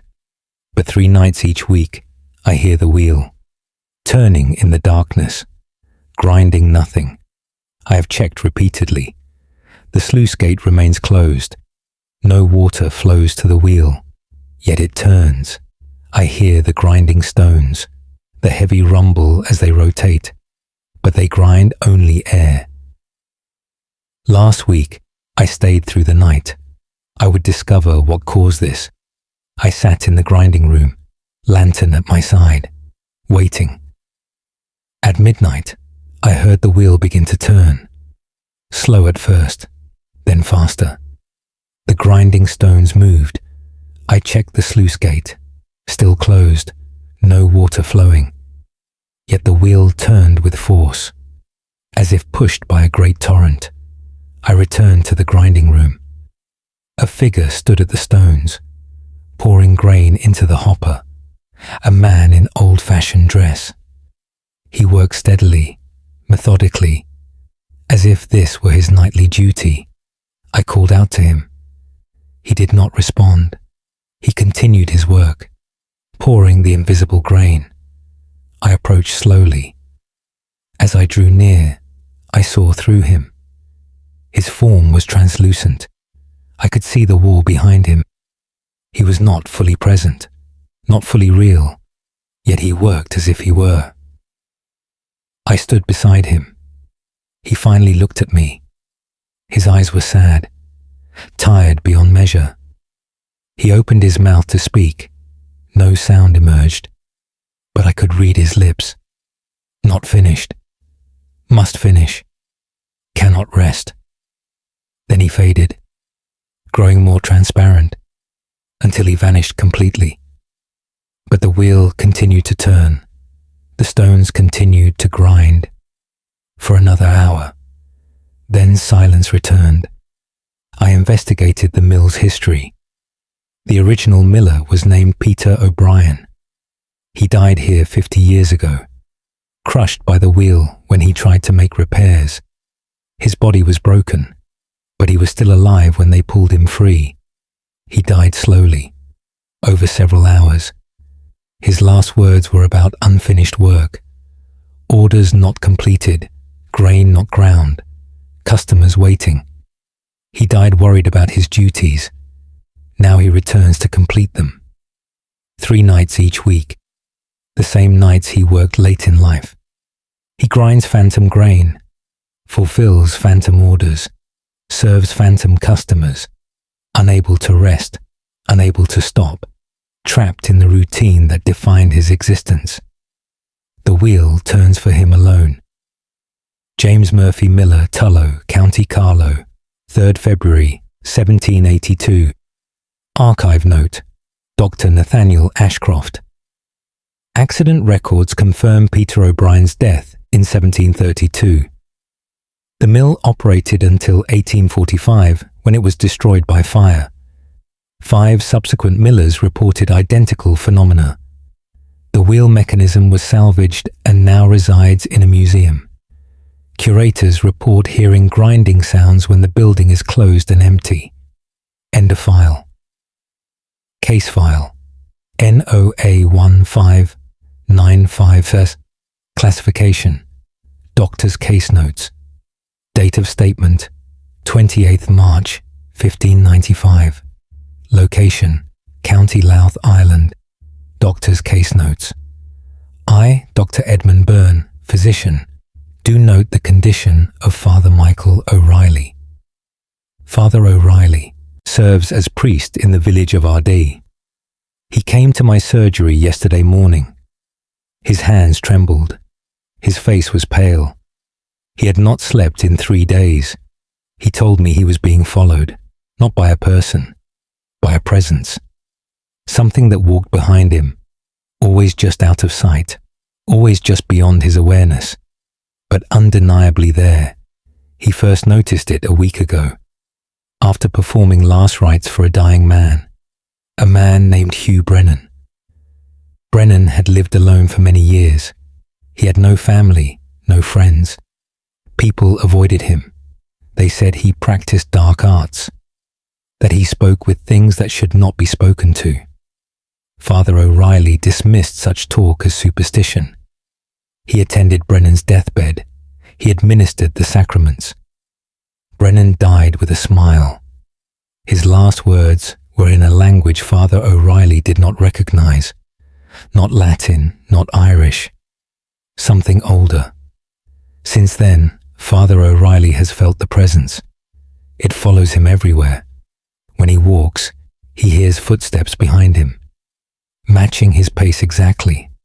When he stops, they stop. When he turns, he sees nothing, but he feels eyes upon him, watching, studying, waiting.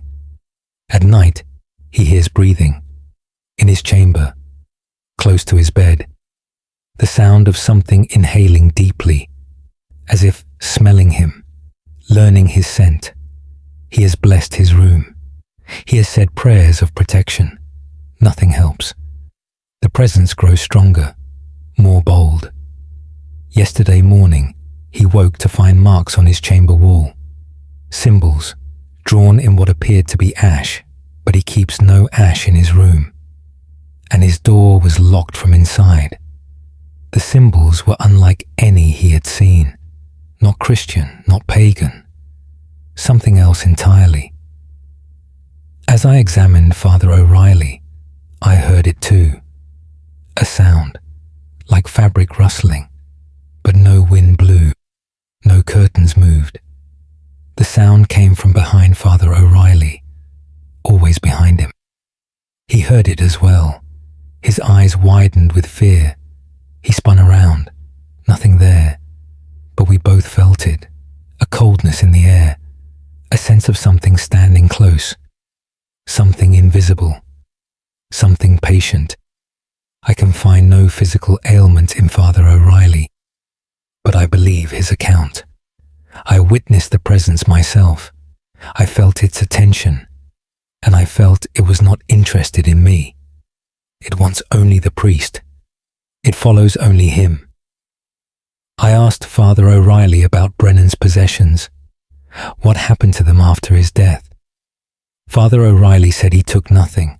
The cottage was burned, as was the custom with those suspected of dark practices. Everything burned, except one thing, a book. Father O'Reilly saved it from the flames, thinking it might contain prayers or religious text. It sits now on his desk. He has not opened it. Something about it feels wrong. I advised him to destroy the book. Burn it properly, with prayers and holy water. He agreed. But when he returned home, the book was gone. His chamber door was still locked. No one had entered. But the book vanished, and the symbols on the wall had multiplied, covering every surface. Father O'Reilly has fled his rectory. He stays now with another priest in Drogheda, but the presence followed him there. The footsteps, the breathing, the watching, whatever Brennan called forth in life, whatever he bound with those strange words. It is free now, and it has chosen Father O'Reilly. Dr. Edmund Byrne, Physician R.D., County Louth, 28th March 1595. Archive note. Dr. Nathaniel Ashcroft, Father O'Reilly disappeared in April 1595. His body was never found. The symbols described match no known language or magical system. Similar cases of clerical targeting appear in records from 1580 to 1620, suggesting a pattern of retribution against those who destroyed occult materials. End of file.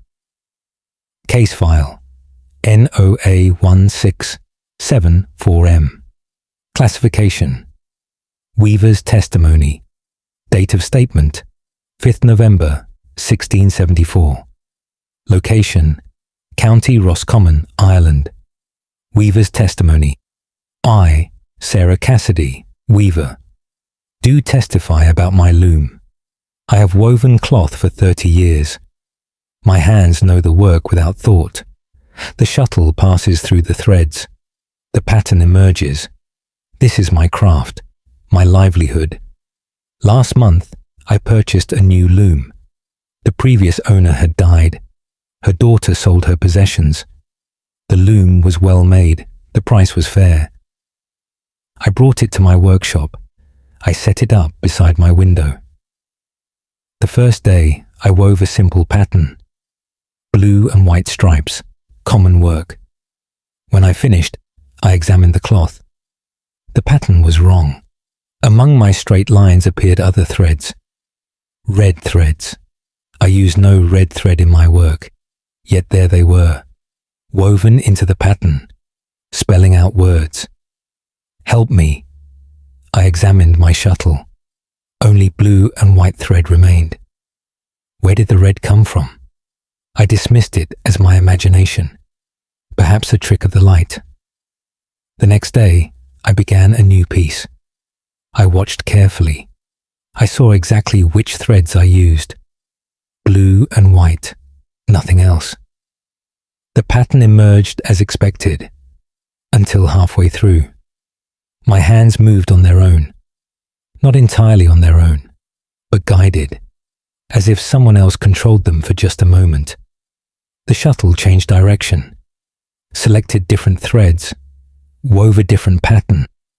I tried to stop. My hands would not obey. They continued weaving, following someone else's design. When I finally regained control, I looked at the cloth. Red threads again. More words. She took my patterns. She sold my work. She left me unfinished. I knew then, the loom's previous owner. She was still here, still weaving, still angry about something left undone. I visited her daughter, asked about her mother's last days. The daughter admitted something.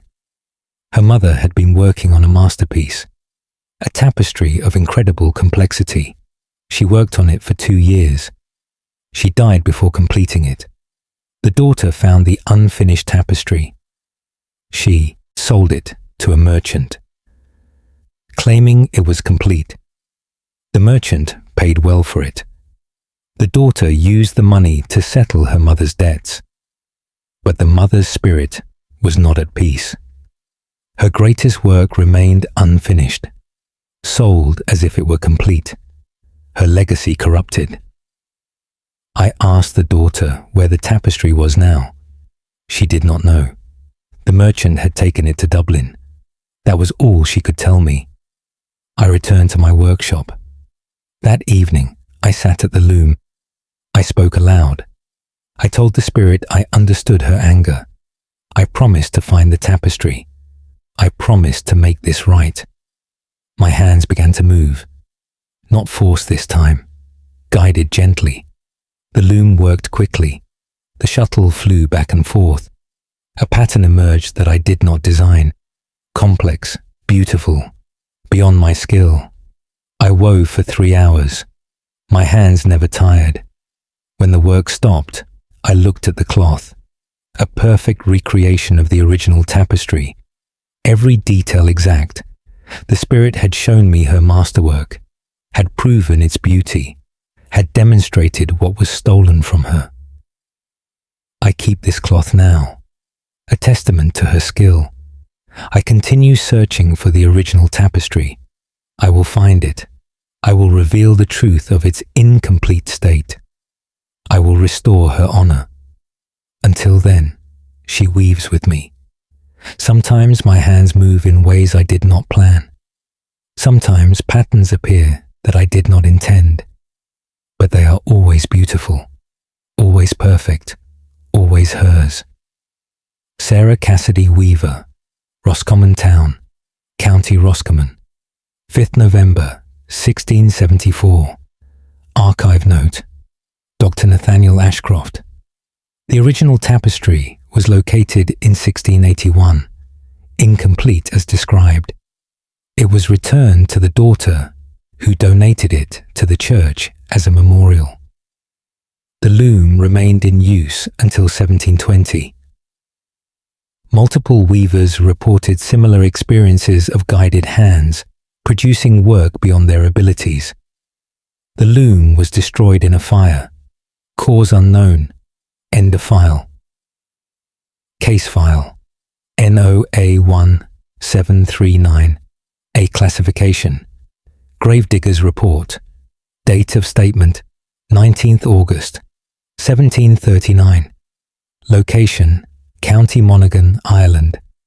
Gravedigger's report 1, Patrick Maguire, gravedigger of St. Macartan Cemetery. Do report on the grave that will not stay filled. I have tended this cemetery for 20 years. I have dug hundreds of graves. I have buried countless souls. I know my work. I know how deep to dig. I know how firmly to pack the earth. Graves stay buried, until now. 2 months ago, I buried a man named Daniel O'Rourke. He died suddenly. No illness, no injury. He simply stopped living. The doctor found no cause. O'Rourke was 40 years old, unmarried. No family attended his burial, only the priest and myself. We laid him to rest in the far corner of the cemetery, under an old oak tree. I filled the grave properly, 6 feet of earth, well packed, solid. The next morning, the grave was open, not dug up, simply open, as if the earth had moved aside on its own. This coffin remained visible, still closed, still 6 feet down, but the soil had somehow displaced itself, piled neatly on either side of the grave.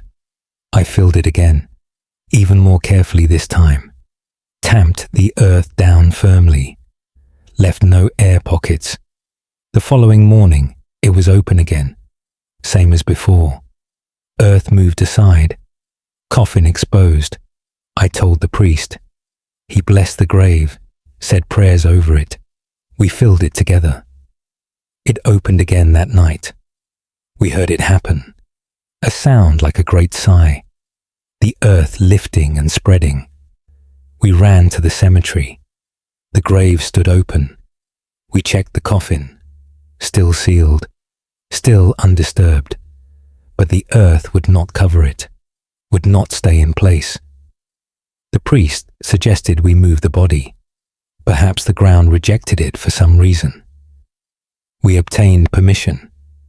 We opened the coffin to transfer O'Rourke to a new location. What we found disturbed us greatly. O'Rourke's body was not as we had laid it to rest. His hands were not folded on his chest. They were raised, pressed against the inside of the coffin lid. His fingers were bent, as if he had been scratching. His mouth was open. His eyes were open. His face showed terror. The priest stepped back. He whispered one word. Buried alive. We had buried O'Rourke while he yet lived. His sudden death was not death at all, but some deep sleep, some cataleptic state that mimicked death. He had woken in the coffin, in the darkness, in the earth. He had tried to escape.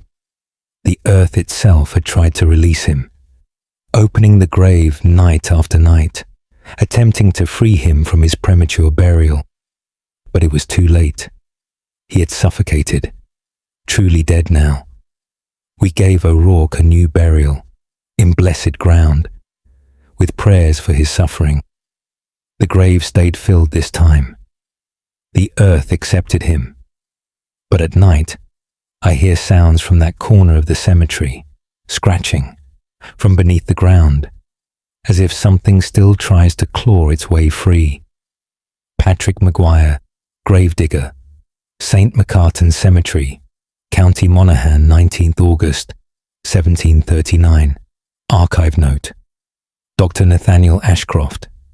Medical understanding of catalepsy was limited in this period. Multiple cases of premature burial occurred. The phenomenon of self-opening graves appears in several accounts from this era. Modern examination of O'Rourke's coffin revealed deep scratches on the interior lid. No similar incidents occurred after improved death verification procedures. End of file. Case file NOA165-1H. Classification Taylor's account.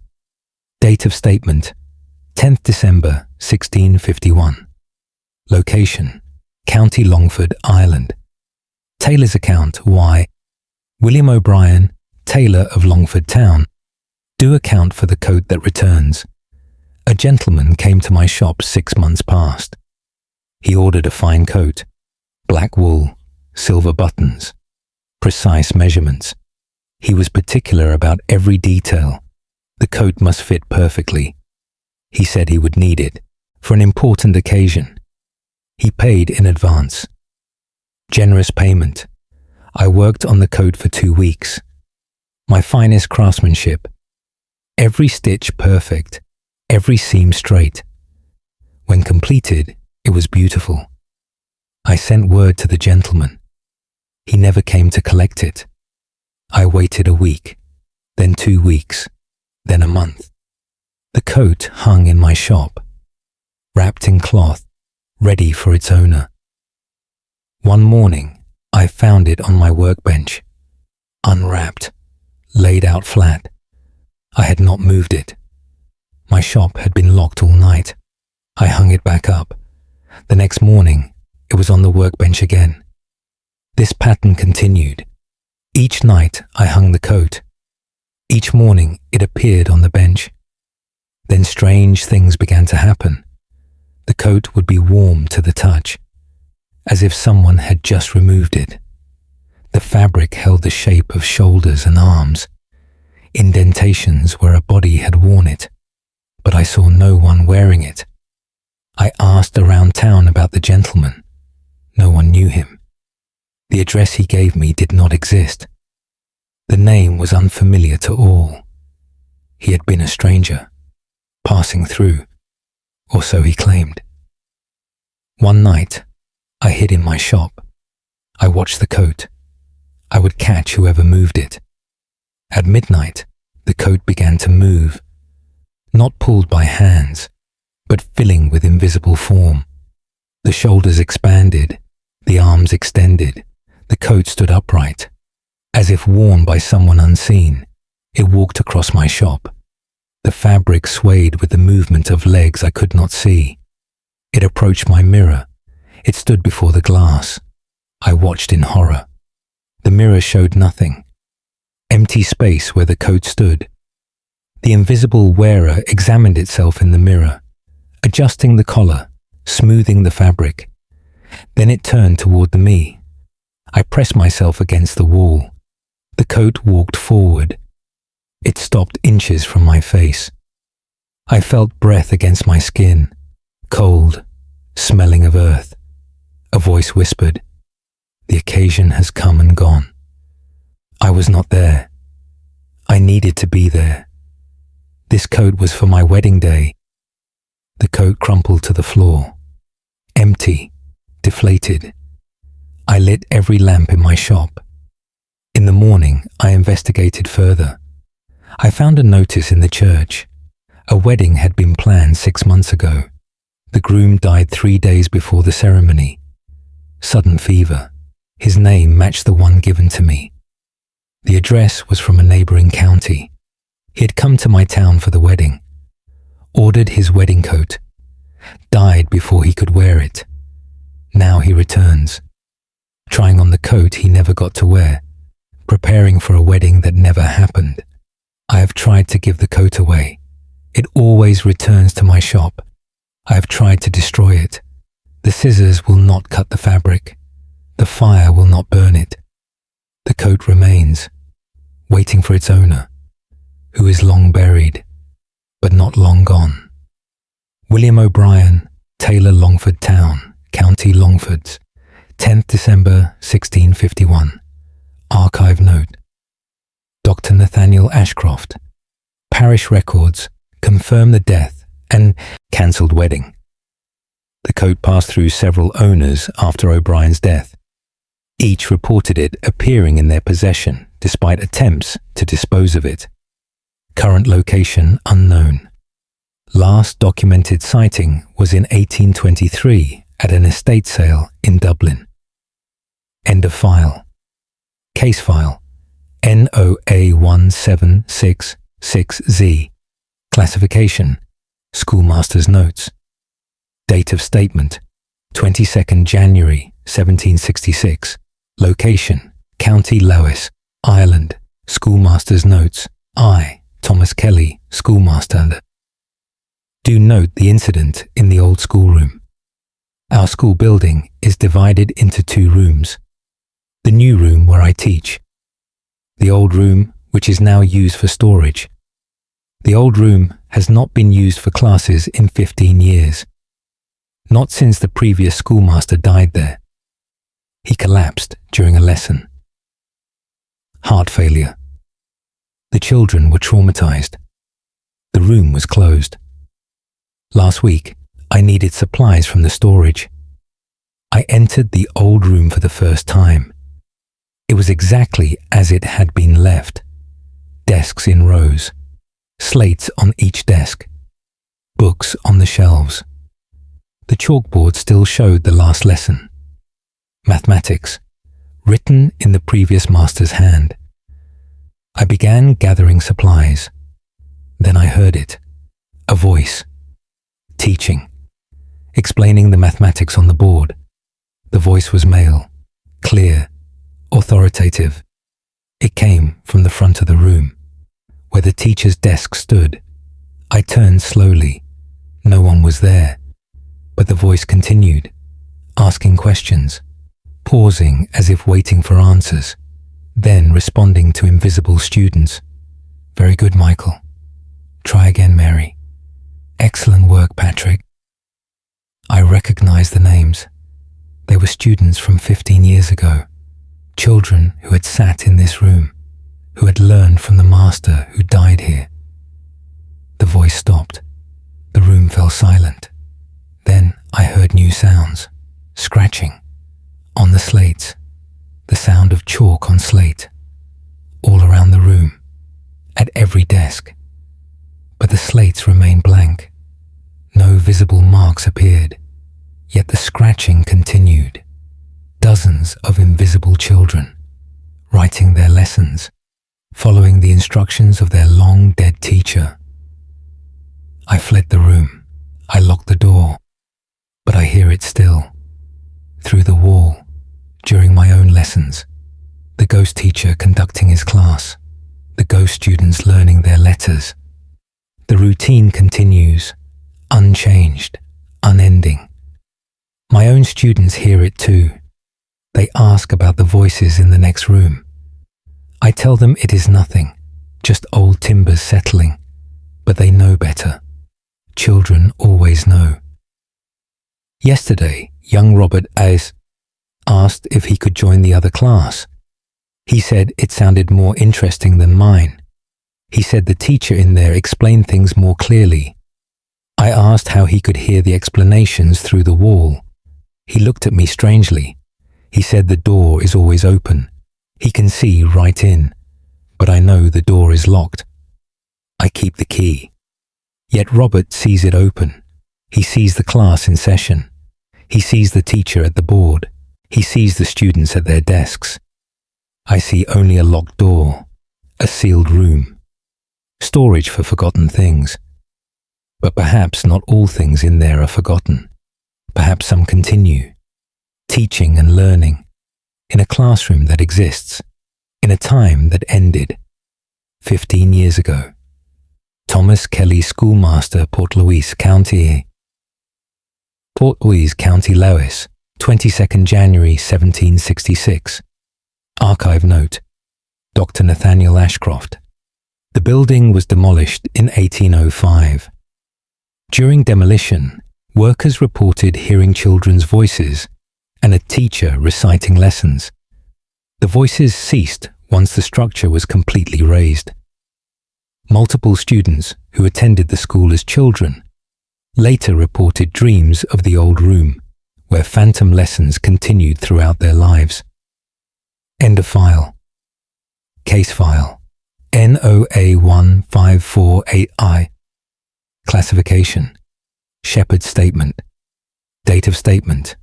27 September 1548. Location. County Cavan, Ireland. Shepherd's Statement. I, Dermot O'Reilly Shepherd, do state what walks the mountain at night. I tend my flock on the slopes of Kilcog Mountain. I know every path and hollow. I know where wolves hunt. I know where eagles nest. I know what sounds belong to the mountain. And I know what does not. For 3 nights I have heard singing, coming from higher up the mountain, where no person lives, where no person goes. The singing is in Latin, a hymn, but sung by many voices, a full chorus, rising and falling, beautiful and terrible. I first heard it at dusk. I was bringing my sheep down from the high pasture. The singing drifted on the wind, clear as church bells. I stopped to listen. My sheep grew restless. They huddled together, their eyes wide with fear. Animals know what we sometimes do not. They sense what we cannot see.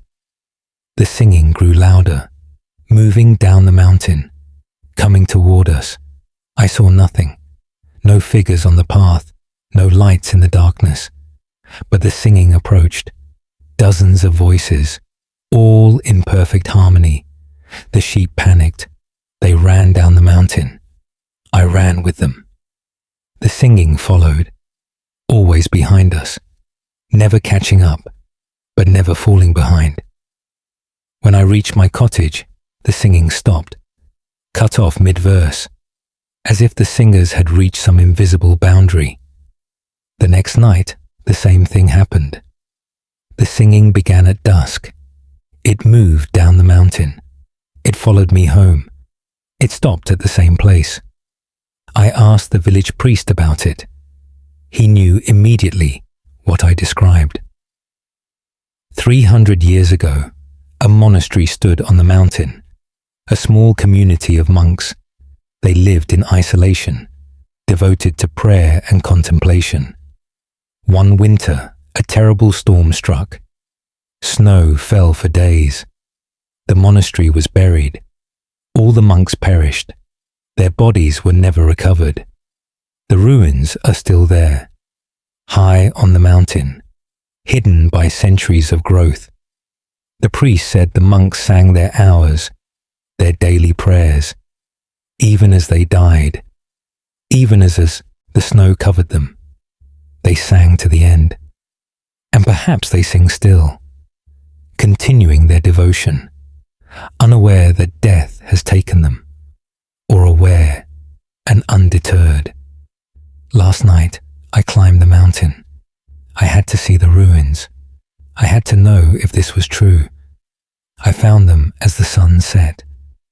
Crumbling stone walls, half buried by earth and moss. The outline of a small church, a few cells where the monks had lived. As darkness fell, the singing began. It came from all around me, from the ruins, from the ground, from the very stones.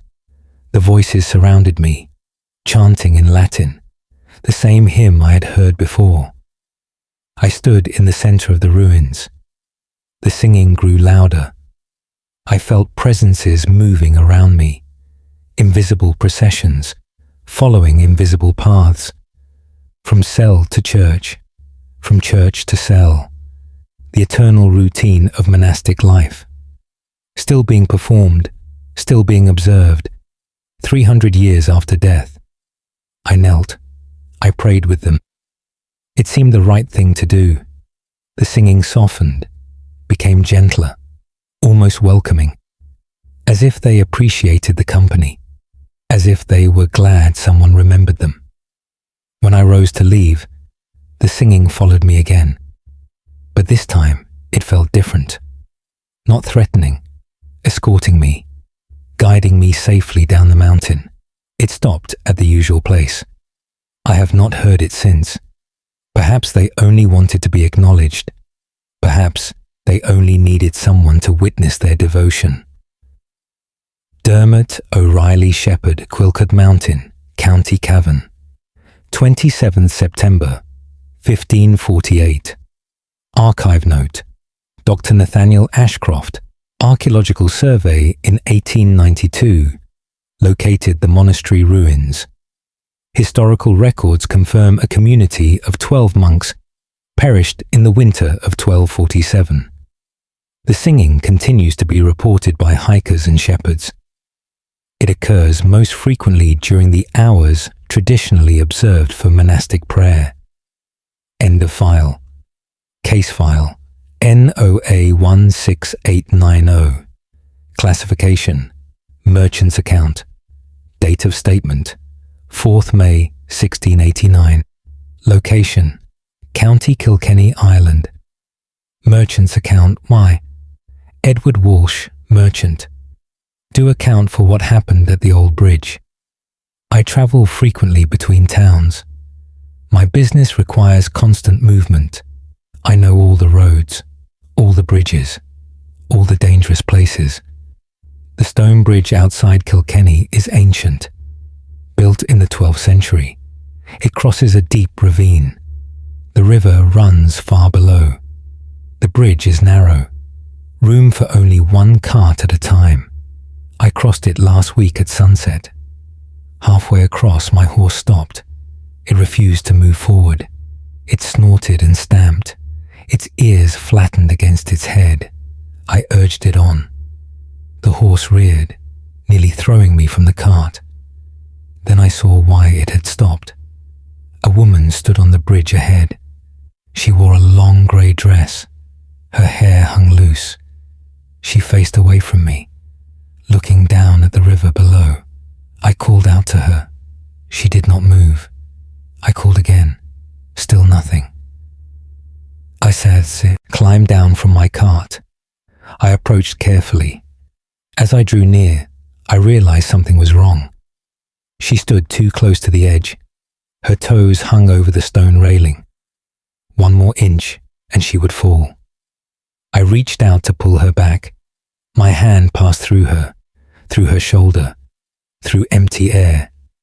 She was not there, not solid, not real. Yet I could see her clearly. She turned then. Her face was young, perhaps 20 years, but her eyes were empty, not hollow like some ghosts, just empty of life, empty of hope. She looked at me without seeing. Then she stepped forward, off the bridge, into the air. I rushed to the railing. She fell, tumbling through the empty space, her dress billowing around her, silent, no scream, no cry, just falling.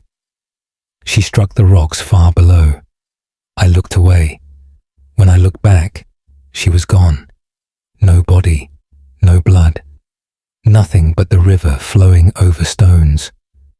My horse had calmed. I returned to my cart.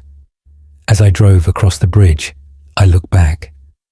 The woman stood in her original position, facing away, toes over the edge, as if nothing had happened. I inquired in town about the bridge. An old woman told me the story. 30 years ago, a young woman did jump from that bridge. She was with child, unmarried, shamed. She chose death over dishonor. Her body was pulled from the river. She was buried in unconsecrated ground. Now she returns to the bridge. She jumps again and again, reliving her final choice, trapped in that moment of despair, unable to change her decision, unable to move forward or back. I have crossed that bridge many times since. I always see her standing, waiting, then jumping, then standing again, an endless cycle, an eternal fall. Edward Walsh Merchant, Kilkenny Town, County Kilkenny, 4th May, 1689. Archive note. Dr. Nathaniel Ashcroft Bridge records and parish accounts confirm the suicide in 1659. The woman's name was deliberately omitted from official records due to the nature of her death. Multiple witnesses report seeing the apparition. She appears most clearly at sunset. Efforts to bless the bridge or relocate her remains have been unsuccessful. The phenomenon continues. End of file. Case file. NOA1715B. Classification. Midwife's record. Date of statement. 18th June 1715. Location. County Westmeath, Ireland. Midwife's record. Why, Bridget Flanagan, midwife, do record the birth at the Dunn farmhouse. I have delivered over 300 children. I know what is normal. I know what is not. Mrs. Catherine Dunn sent for me at midnight. Her labour had begun, her 5th child. I expected no difficulties. I arrived within the hour. Mrs. Dunn lay in her chamber. Her husband waited downstairs. The other children slept in the next room. Everything seemed as it should be. The labour progressed normally. But as dawn approached, something changed. Mrs. Dunn began speaking in her sleep. Not the usual cries of labour, but actual words, in a language I did not recognize. Her eyes remained closed, yet she spoke with urgency, almost pleading. I tried to wake her. She would not wake. Her eyes stayed shut, but her lips continued moving, forming those strange words. The baby was coming. I prepared for the delivery. Mrs. Dunn's voice grew louder, more desperate, then suddenly silent. The baby was born, a healthy girl. She did not cry. This troubled me. New babies always cry. I cleaned her, checked her breathing. She was alive, strong, but completely silent. Her eyes were open, looking at me, not the unfocused gaze of a newborn, but direct, knowing, as if she saw me clearly. Mrs. Dunn woke then. She asked to hold her daughter. I placed the baby in her arms. Mrs. Dunn looked at the child's face. She screamed. She thrust the baby away from her. She said it was not her child. She said something else was looking out through those eyes. I examined the baby again. She appeared normal, perfectly formed, healthy. But those eyes, they watched me, followed my movements. No newborn should have such awareness.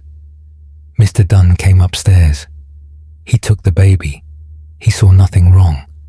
He thought his wife was suffering from birthing fever, delirium. But I saw what Mrs. Dunn saw. Those eyes were wrong, too old, too aware. That night, I stayed with the family to monitor both mother and child. Mrs. Dunn refused to nurse the baby. She would not hold her. She would not look at her. She turned her face to the wall, weeping. At midnight, I heard singing, coming from the cradle.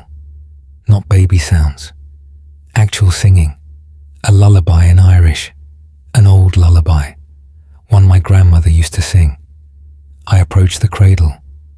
The baby lay awake, her eyes fixed on the ceiling. Her lips moved slightly. The singing came from her, impossible, yet undeniable. I lifted her. The singing stopped. She looked at me, her mouth curved in what might have been a smile. No infant smiles at birth. It takes weeks. But this one smiled. Then she spoke. One word, clear as a bell. Mathe, mother. I nearly dropped her. Mr. Dunn heard it too. He stood in the doorway, his face pale. We both heard her speak. A newborn child, hours old, speaking a word. The baby never spoke again, never sang again. As days passed, she became more normal, cried like other babies, slept like other babies, lost that terrible awareness in her eyes. But Mrs. Dunn never fully accepted her, always kept her distance, always looked at her with fear. I spoke with the priest. He suggested the child might have been touched by something during the birth, in that liminal moment between worlds, when a soul enters a body. Perhaps another soul tried to enter as well, perhaps something old and lonely, seeking a second chance at life. It did not succeed, but it left its mark. That moment of awareness, that knowing gaze, that single word. The child is 7 years old now. She is normal in all ways, except one. She sometimes sings that old lullaby. She claims she does not know where she learned it. She says it just comes to her, in a voice that is not quite her own. Bridget Flanagan to Midwife Mullingar, County Westmeath. 18th June 1715. Archive note. Dr. Nathaniel Ashcroft, folk belief, holds that newborns are vulnerable to spiritual attachment during delivery. The lullaby mentioned is documented in oral tradition from the 16th century. The child, named Margaret, lived to age 73. Family accounts note she retained ability to speak in voices not her own throughout her life. End of file. Case file NOA1637K. Classification. Constable's investigation. Date of statement 9th March 1637. Location: County Fermanagh, Ireland. Constable's investigation War, James Maguire. Constable, do investigate the disturbances at Lough Erne. Several fishermen reported seeing lights on the lake, not lanterns from boats, but lights beneath the water, moving lights, following the boats.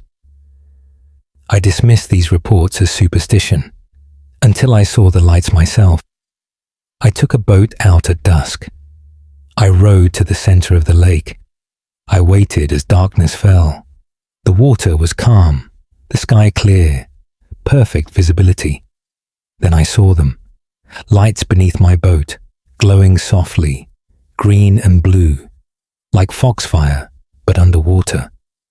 They circled slowly, dozens of them, moving with purpose, not drifting with current. I leaned over the side, looked down into the water.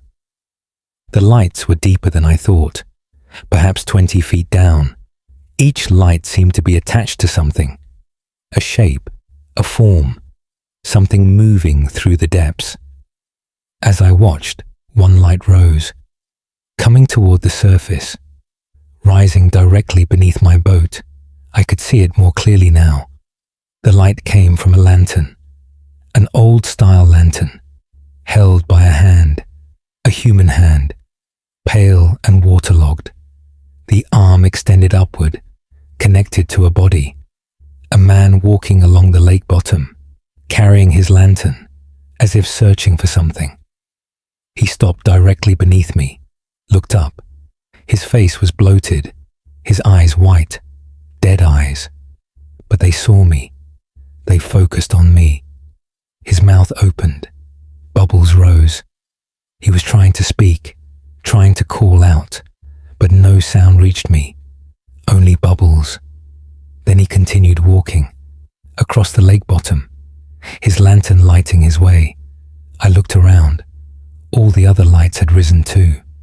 Dozens of figures walked beneath the water, all carrying lanterns, all searching, some alone, some in groups, all dead, all drowned, but still walking, still searching for shore they would never reach.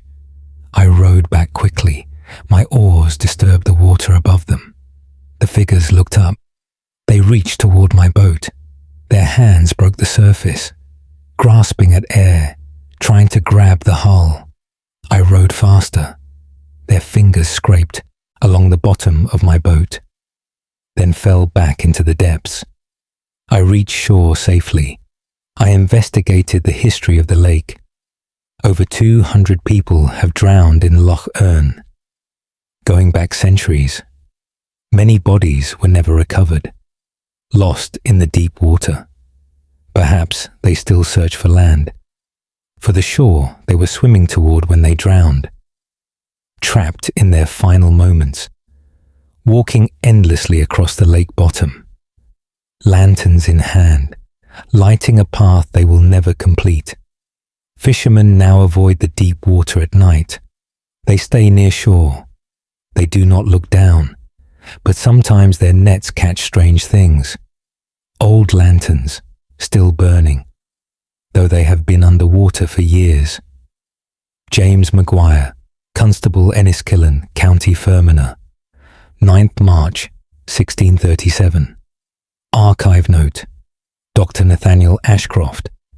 Drowning records confirm over 200 deaths in Lough Erne from 1400 to 1800. Bodies are rarely recovered from the deepest sections due to underwater cave systems. The lights continue to be reported by residents and tourists. Modern underwater photography has captured unexplained luminescence in certain areas.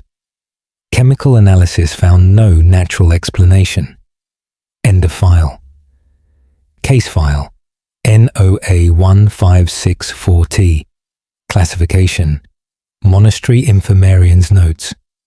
Date of statement: 23rd October 1564. Location: County Clare, Ireland.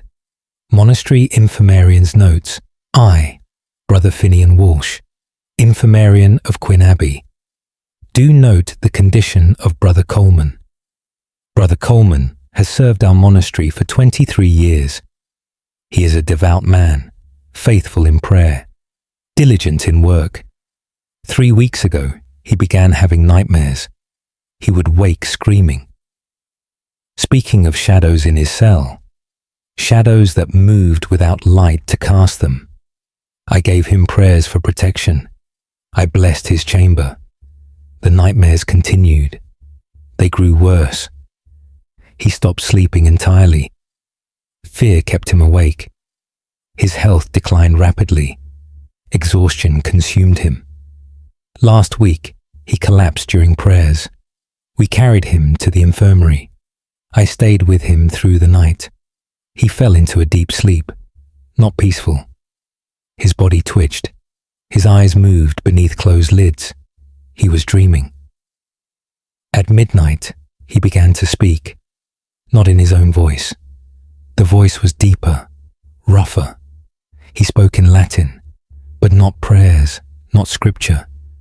He spoke of sins, terrible sins, murder, betrayal, sacrilege. He described them in detail, as if confessing. But these were not Brother Coleman's sins. He had committed no such acts. The voice continued for an hour, listing crimes, naming victims, describing methods, all in that strange, rough voice. When he finished, Brother Coleman's eyes opened, but he did not wake.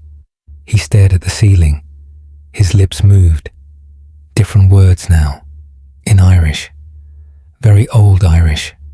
I could barely understand. He was begging forgiveness, pleading for absolution, promising penance, promising anything, if only the torment would end. Then his eyes rolled back. He convulsed violently. I held him down. He was strong, far stronger than a man in his weakened state should be. He threw me off. He sat upright. His eyes opened again. This time they were different. The color had changed. Brother Coleman has brown eyes. These eyes were blue, pale blue, almost white. He looked at me. He spoke in perfect English, with an accent I did not recognize. This body is weak, but it will serve. I have waited so long in the darkness. Finally, I am free. I backed away. This was not Brother Coleman.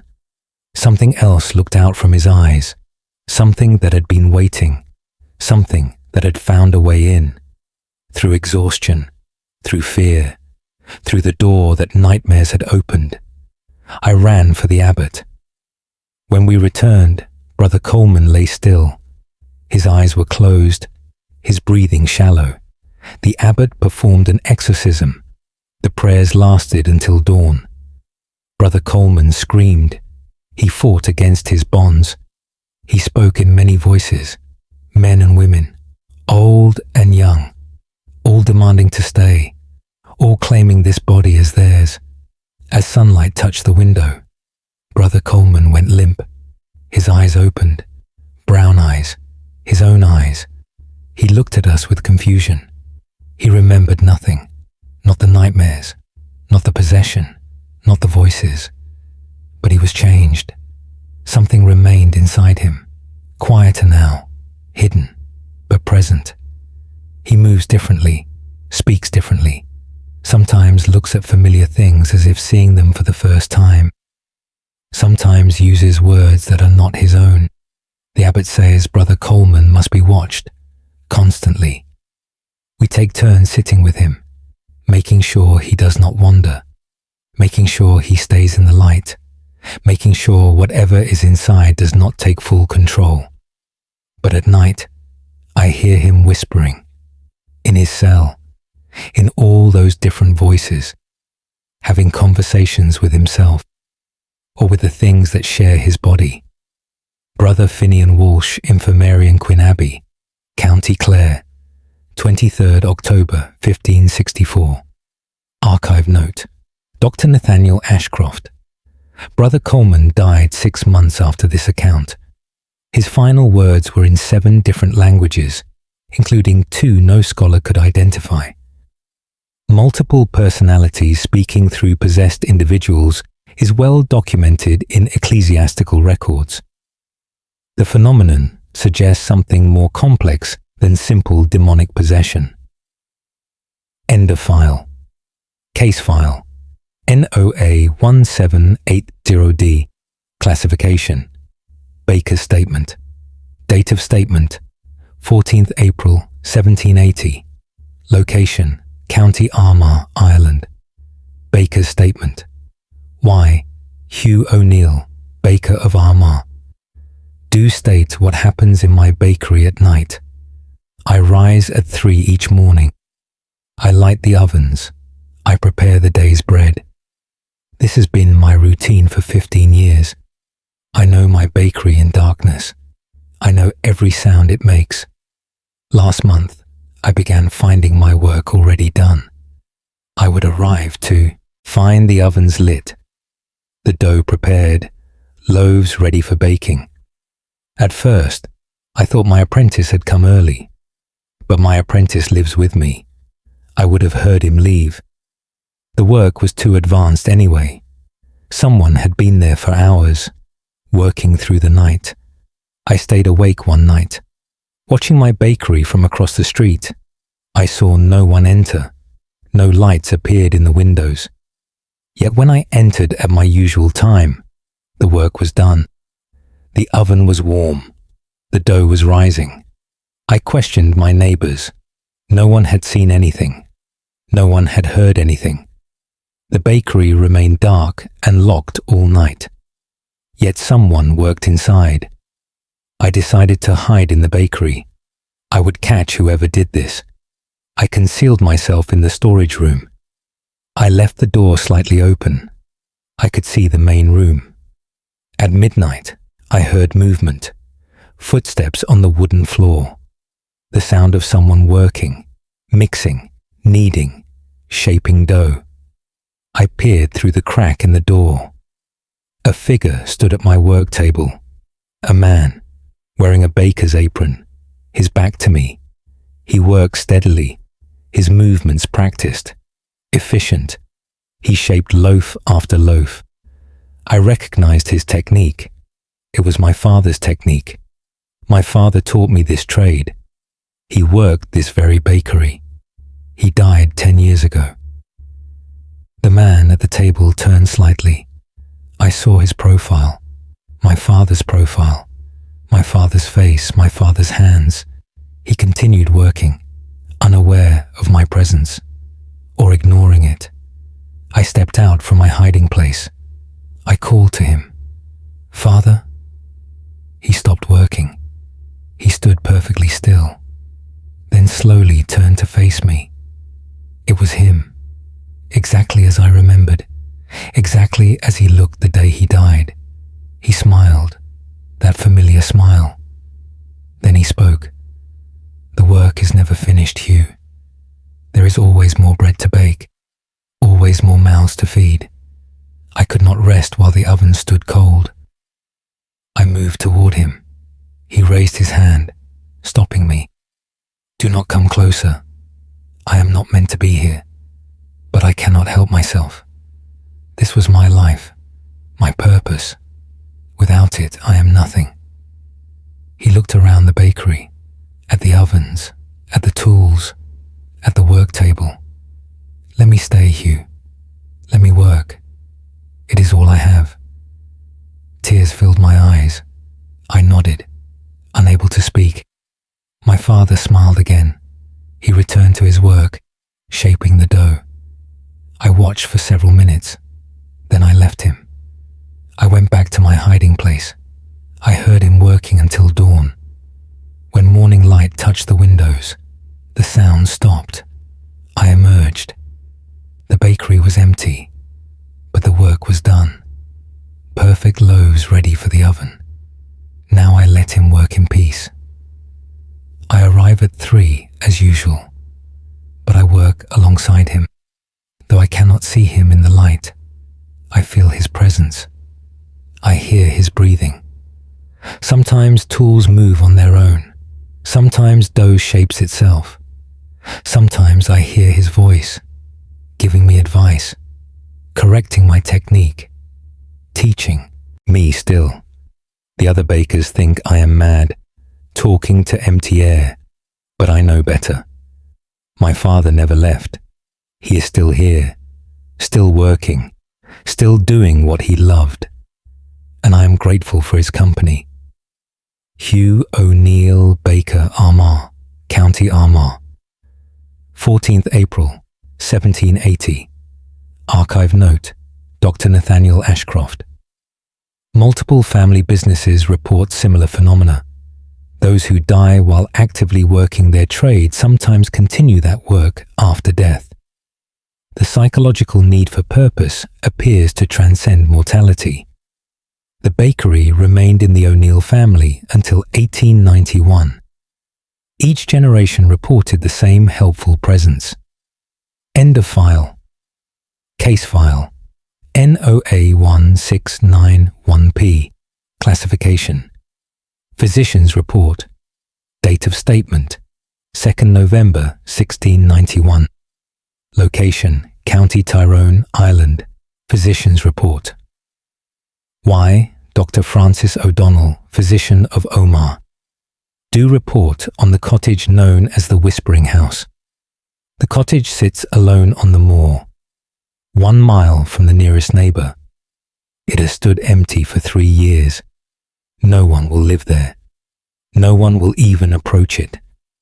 They call it the Whispering House.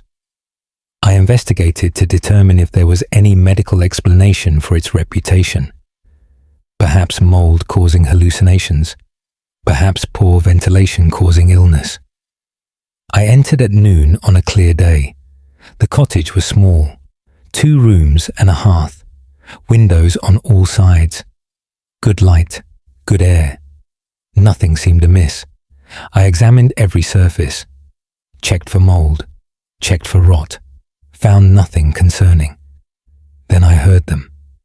Whispers, very faint, coming from all around me, not from any specific direction, but from the walls themselves, from the floor, from the ceiling. I stood still, listening carefully.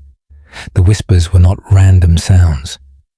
They were voices, multiple voices, all whispering at once. I could not make out individual words, but I could hear the tone, urgent, desperate, pleading. I moved through the cottage. The whispers followed me, growing louder in certain spots. Near the hearth, near one corner of the bedroom, near the door. I pressed my ear against the wall, where the whispers were loudest. I could almost understand them, almost make out the words. They were speaking Irish, Old Irish. Then I felt something, breath against my neck, as if someone stood directly behind me, whispering into my ear. I spun around, no one there, but the whisper continued, right at my ear. I could hear it clearly now. One phrase, repeated over and over. Taimid anseo. We are here. I left the cottage immediately. I spoke with the oldest residents of the area. They told me the history. 200 years ago, during a time of war, families hid in that cottage. Fleeing soldiers who burned homes and killed villagers. 20 people crowded into that small space, hiding, whispering to each other to stay quiet, praying not to be found. The soldiers discovered them. They barred the doors. They set the cottage on fire. All 20 people died, trapped inside. Their last sounds were whispers, desperate whispers, calling for help, calling for mercy. The cottage was rebuilt on the same foundation, the same stones, the same earth where 20 people died in terror, and their whispers remained, embedded in the structure, part of the very walls. I returned to the cottage with the village priest. He performed the blessing. We said prayers for the dead. The whispers continued throughout, never stopping, never changing. When we finished, We stood in silence, listening. The whispers seemed to surround us, coming from every direction. Then, all at once, they stopped. Complete silence. We waited. Nothing. We thought perhaps the blessing had worked.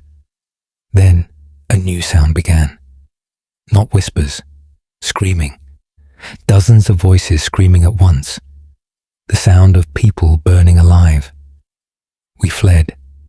The screaming followed us out onto the moor, then stopped abruptly. When we looked back, the cottage stood silent, but we could see movement in the windows, shadows, many shadows, moving frantically, as if trying to escape. The cottage has been sealed, the doors nailed shut, the windows boarded, but travellers passing nearby report hearing whispers, hearing screams, seeing lights in the boarded windows, seeing shadows moving inside. The dead remain, reliving their final moments, trapped eternally in the place where they died. Dr. Francis O'Donnell, physician, Omagh, County Tyrone. 2nd November, 1691. Archive note. Dr. Nathaniel Ashcroft. Historical records confirm the massacre in 1491. The cottage was demolished in 1723, but whispers were reported from the empty foundation for another century. The site is now marked only by stones. Visitors report feeling watched, hearing faint sounds, sensing unseen presences. The whispers have not entirely ceased. End of file. Case file NOA1747 S classification. Lighthouse Assistance Log. Date of statement 17th July 1747. Location County Mayo, Ireland. Lighthouse Assistance Log. Y. Daniel Brennan, Assistant Keeper of Blacksod Lighthouse. Do record the phenomena of the climbing child. I have served here for 2 months. My duties include maintaining the light, cleaning the lens, recording weather conditions, recording ship movements. The lighthouse stands on a rocky outcrop, 100 feet above the sea. The tower itself rises another 80 feet. The spiral staircase has 200 steps. I climb them many times each day. I have grown accustomed to the effort.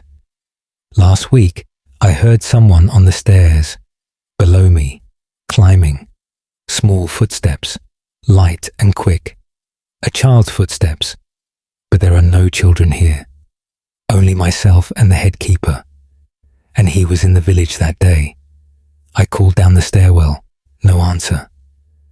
The footsteps continued, coming closer. I descended to investigate.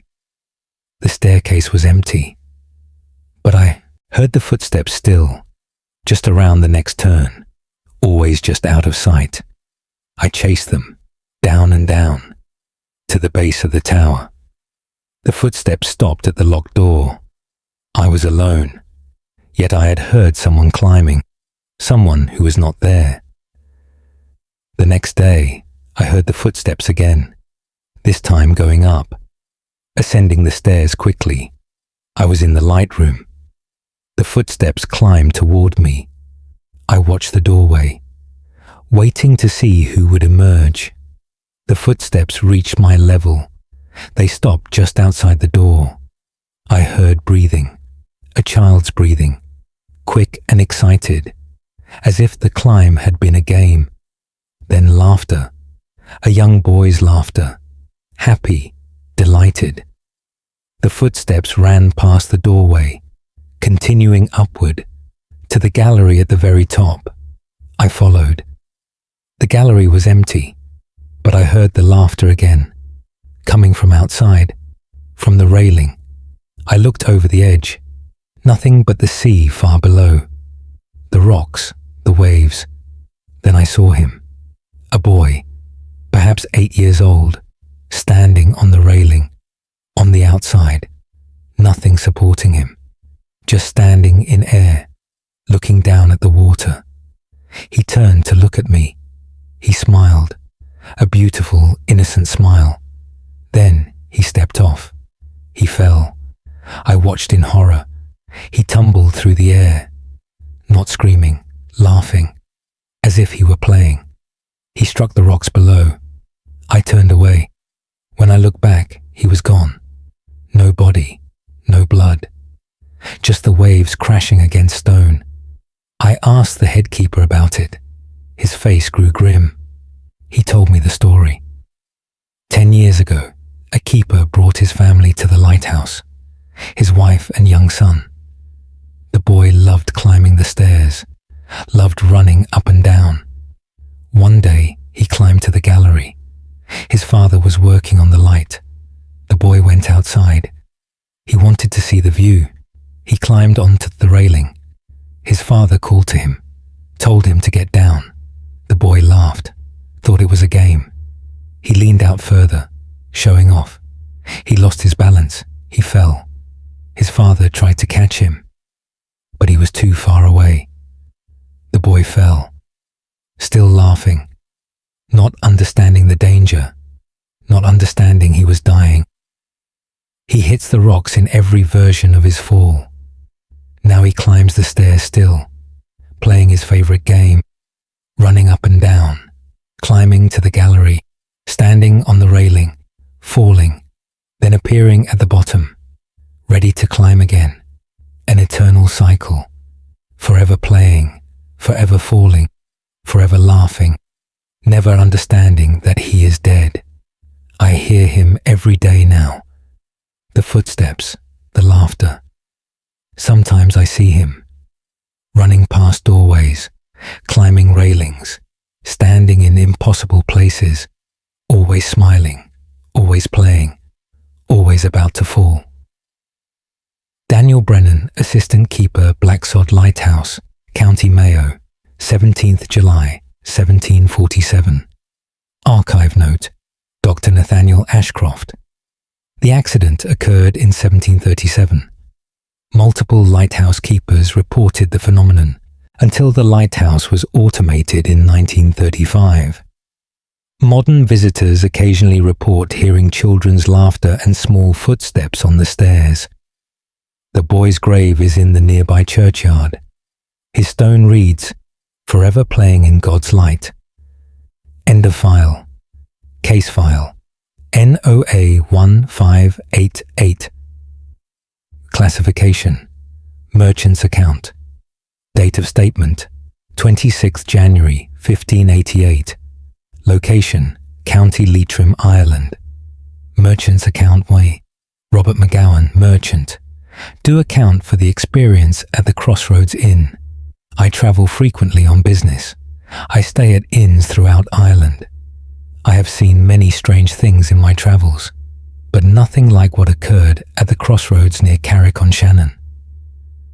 I arrived at the inn after dark. Heavy rain had delayed my journey. The innkeeper seemed reluctant to offer me a room. All rooms were occupied, he claimed, but I saw no other horses in the stable, no other travellers in the common room. I pressed him. I offered double payment. Finally, he relented. He gave me a room on the second floor, room number 4. He warned me not to open the window, not to look outside after midnight. I thought him superstitious. I paid him no mind. The room was cold. I lit a fire. I ate the meal sent up to me. I prepared for sleep. As I lay in bed, I heard music. Fiddle music, coming from outside. Beautiful music. I looked at my pocket watch. It was past midnight. I remembered the innkeeper's warning, but curiosity overcame caution. I went to the window. I opened it. I looked out. The crossroads below were illuminated, not by lanterns, but by a strange pale light, like moonlight. But the moon was hidden by clouds. In the center of the crossroads stood dozens of people, dancing, spinning and whirling to the fiddle music. They wore old-fashioned clothes, styles from a century past. The music was intoxicating. My foot began to tap. My body swayed. I wanted to join them. I wanted to dance. I leaned out the window. One of the dancers looked up. A woman, young and beautiful. She smiled at me. She beckoned, calling me down. I found myself climbing onto the windowsill, ready to jump down to join them. Then a hand grabbed my arm. The innkeeper. He pulled me back into the room. He slammed the window shut. The music stopped instantly. I struggled against him. I wanted to go back to the window. I needed to dance. He slapped me hard across the face. The trance broke. I collapsed into a chair, shaking. The innkeeper told me what I had nearly done. If I had jumped from that window, I would have died. The fall was 20 feet, onto cobblestones. But I would not have felt the impact. I would have kept dancing, with broken legs, with a broken back, until I danced myself to death. He told me the story of the crossroads. 50 years ago, a wedding celebration was held there. The bride and groom, their families, their friends, dancing and celebrating late into the night. Then soldiers came. English soldiers hunting rebels. They thought the celebration was a secret gathering. They opened fire, killed everyone. The music stopped mid-song. The dancers fell where they stood.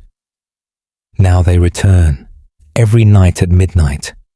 They continue their celebration, forever dancing, forever young, forever trapped in that moment of joy. Before the bullets came, and they call to the living. They want others to join their eternal dance. They do not understand what they are asking. They do not remember they are dead. I stayed in that room through the night. The innkeeper stayed with me, blocking the window. I heard the music again, several times. Each time I felt the pull, the desire to dance. At dawn, the music finally ceased. I looked out the window. The crossroads were empty, just ordinary cobblestones. Nothing magical, nothing supernatural. But I will never forget those dancers, their smiles, their beckoning hands, their invitation to an eternal celebration that ends in death. Robert McGowan, Merchants Harrick-on-Shannon, County Leitrim, 26 January 1588. Archive note: Dr. Nathaniel Ashcroft. The massacre is documented in military records from 1538. 47 people were killed. Local tradition warns travelers to avoid the crossroads at midnight. Multiple deaths have occurred there, always attributed to accidents, always of people who fell from windows or stumbled into the road.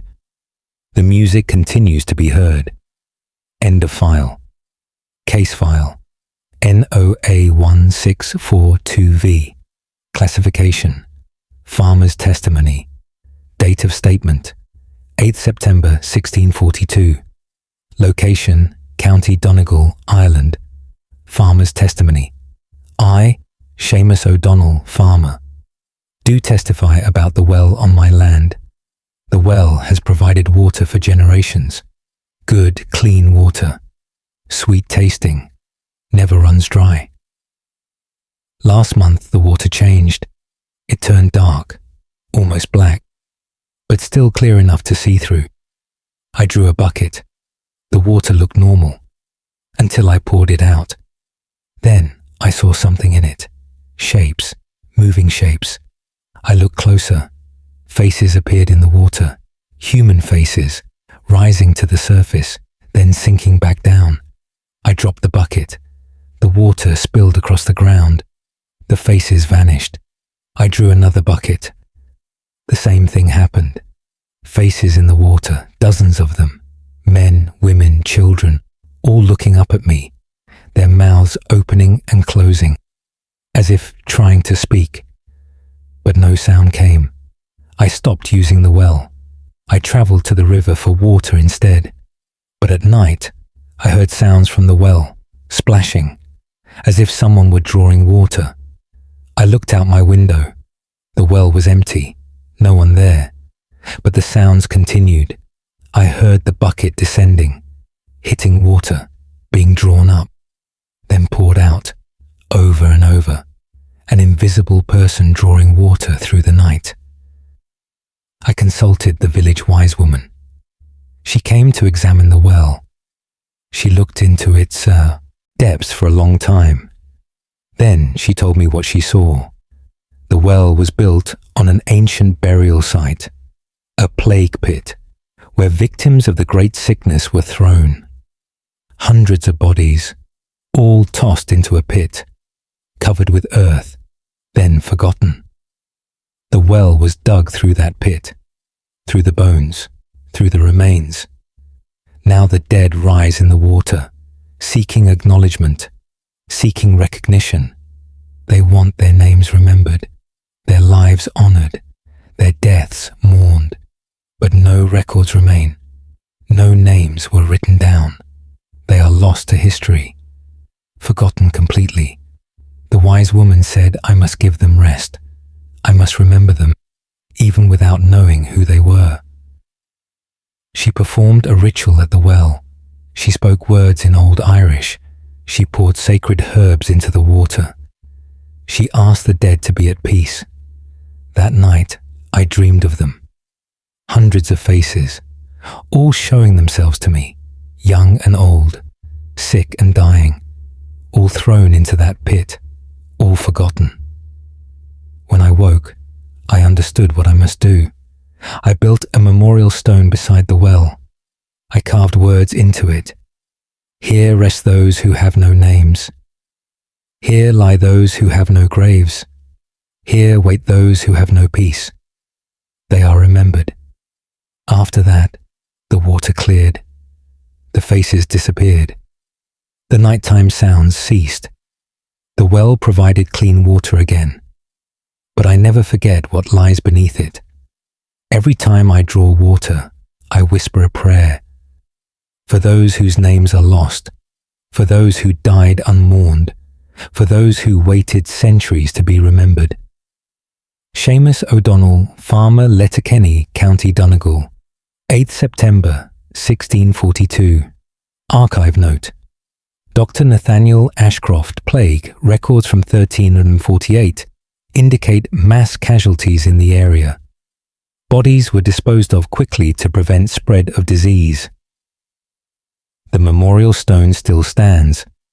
Local custom is to leave flowers there on All Souls' Day. The well was filled in 1789. The faces were never seen again. End of file. Case file. NOA 1723E. Classification. Ship Captain's Record. Date of statement. 15th November, 1723. Location. County Cork, Ireland. Ship Captain's Record. I, Captain Michael Sullivan, Master of the trading vessel St. Brendan. Do record the incident at sea. We departed from Cork Harbour bound for Bristol. The weather was fair, winds favourable. The crossing should have taken 2 days. On the first night, my helmsman reported something strange. He heard singing, coming from beneath the ship, under the water. I dismissed it as imagination, the sounds of waves against the hull. But that night, I heard it too, singing, clear and beautiful, rising from the depths, a woman's voice, singing in Irish, an old song, a lament. I went to the rail, looked down into the dark water. I saw a light, deep below the surface, a pale greenish light, moving alongside the ship, keeping pace with us. The singing came from that light. I called the crew to look. They all heard it. They all saw the light. We watched as it circled our ship. Then it rose, coming closer to the surface. We saw her then, a woman, floating in the water, Her hair spread around her like seaweed, her dress flowing in the current. Her eyes were open, looking up at us. She opened her mouth. The singing grew louder. Her lips moved with the words, but her mouth did not break the surface. She sang underwater, impossibly. The song was beautiful, heartbreakingly sad, about loss, about longing, about waiting for someone who never came. One of my sailors wept openly. The song affected him deeply. It affected us all. We felt her sorrow, her endless waiting, her eternal hope. The woman reached up toward us. Her hand broke the surface. Water streamed from her fingers. Several sailors reached down to her. I ordered them back. Something was wrong. Her hand was too pale, too cold, not the hand of someone living. I saw marks on her throat, dark marks, like bruises or rope burns. This woman had not drowned by accident.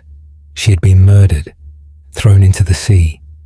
Her body was never recovered.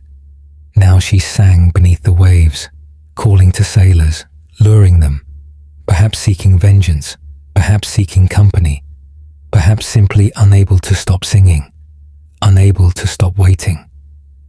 We pulled away from the rail. We ignored her outstretched hand.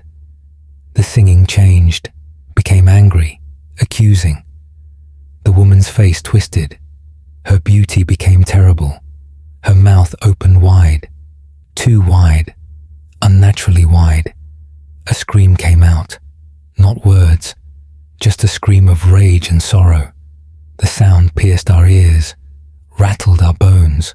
Our ship lurched, as if pushed by a great wave. But the sea was calm. The woman sank back down, her light fading, her scream fading with it, until we saw and heard nothing, just dark water, just silent night. We checked for damage, found none, but every man aboard felt shaken. We had encountered something that should not exist, something trapped between life and death, something that sang its sorrow in the cold depths. I researched the waters when we reached Bristol. Sailors speak of a singing woman. She appears in those waters, always at night, always singing, always reaching up. Those who take her hand are pulled down, dragged beneath the waves, never seen again. She was a young bride, they say, murdered on her wedding night, her body thrown into the sea. She waits still for her groom, who will never come. She sings for him. She calls to him. She mistakes every ship for his, every sailor for him, and she will sing forever. Waiting, always waiting. Captain Michael Sullivan, Master of the St. Brendan, Bristol Harbour. 15th November 1723. Archive note. Dr. Nathaniel Ashcroft. Maritime records document 23 sailors lost in those waters between 1690-1800. All disappeared overboard at night. No bodies recovered. The singing is still reported occasionally. Modern vessels avoid the area after dark. Sonar has detected large underwater formations that produce unusual acoustic effects when water flows past them. End of file. Case file NOA 1679L. Classification Village Elders Account. Date of statement 3rd December 1679. Location County Sligo, Ireland. Village Elders Account. I, Patrick Gallagher, Elder of Drumcliff Village, do account for the tree that bleeds. At the edge of our village stands an ancient oak, old beyond memory. Its trunk is massive, its branches spread wide, providing shade in summer, shelter in storms. 3 months ago, a young man damaged the tree. He carved his initials deep into the bark, deep enough to wound the living wood. The next morning, the wound was bleeding, not sap, blood, red blood, dripping down the trunk, pooling at the roots. We thought it a trick, someone playing a cruel joke. We washed the blood away. The next day, it returned, more blood, fresh blood, flowing from the carved letters. The young man who damaged the tree fell ill. A fever gripped him. He raved in his delirium. He spoke of the tree calling to him, demanding payment for the wound, demanding blood for blood. He died within a week. His family buried him in the churchyard, but the tree continued bleeding. We consulted the oldest members of our village. They remembered stories, generations old. The oak was planted over a grave, a criminal's grave, a man hanged for murder. His body was buried at the crossroads, but a tree was planted on top to pin him down, to prevent his spirit from walking. The tree grew strong, fed by the dark earth, fed by the blood of the criminal. His evil seeped into the roots, into the trunk, into every branch. The tree became corrupted, not fully alive, not fully dead, something in between. When the young man wounded it, he released that corruption. He gave it a way out. Now it bleeds, crying for more, hungry for more. We tried to heal the wound. We packed it with clay. We wrapped it with cloth. Nothing worked. The blood continued to flow. We considered cutting the tree down, but the oldest elder warned against it. If we cut the tree, we release what it holds. The criminal spirit, the evil trapped in the wood. It would be free, free to walk again, free to harm again. So the tree stands, bleeding. We do not touch it. We do not approach it. We warn children away. We forbid anyone to carve into it, to damage it further. But the blood continues. Every morning, fresh blood. Every evening, it fades, only to return again. The tree is dying slowly. The constant bleeding weakens it. Leaves fall early. Branches crack and drop. One day it will fall. And when it does, something will be released. Something that has been imprisoned for centuries. Something that wants revenge. We live in fear of that day. We pray it does not come, but we know it will. The tree cannot bleed forever. Eventually, it will die. And when it dies, something else will wake. Patrick Gallagher, village elder. Drumcliff, County Sligo, 3rd December 1679. Archive note, Dr. Nathaniel Ashcroft. The tree fell during a storm in 1701. No unusual phenomena were reported afterward. However, crime rates in the village increased significantly for 5 years following the tree's fall. Multiple unexplained deaths occurred. The pattern ceased in 1706. The stump was removed. A church now stands on the site. End of file. Case file NOA 1754R classification. Tutor's notes. Date of statement 21st May 1754. Location County Cork, Ireland. Tutor's notes. I, Miss Eleanor Fitzgerald, tutor. Do note the unusual behaviour of my pupil. I have been employed by the Walsh family for 6 months. I teach their daughter, Catherine, aged 12 years. She is a bright child, quick to learn, eager to please, until recently. 2 weeks ago, Catherine's behaviour changed. She became distracted during lessons. She stared at the wall. She did not respond when I called her name. I thought she was simply daydreaming. But then she began speaking. Not to me, to someone else, someone I could not see. She would whisper, nod her head as if listening, then whisper again. When I asked whom she was talking to, she said, the other girl. There is no other girl in the schoolroom. Catherine insisted she was there, standing in the corner, wearing an old-fashioned dress. She said the girl was lonely. She wanted someone to talk to, someone to play with. I examined the corner carefully. I saw nothing. No girl, no shadow, nothing. But Catherine continued her conversations. She began neglecting her studies, spending all her time talking to this invisible companion. I reported this to Mrs. Walsh. She grew pale when I described the girl Catherine saw. She asked for details: the dress, the hair, the appearance. Catherine described a girl with dark hair, brown eyes, wearing a blue dress with white lace. Mrs. Walsh began to weep. She told me about her other daughter, Margaret, Catherine's older sister. Margaret died 5 years ago, at age 12, the same age Catherine is now. She died of fever, quickly, unexpectedly.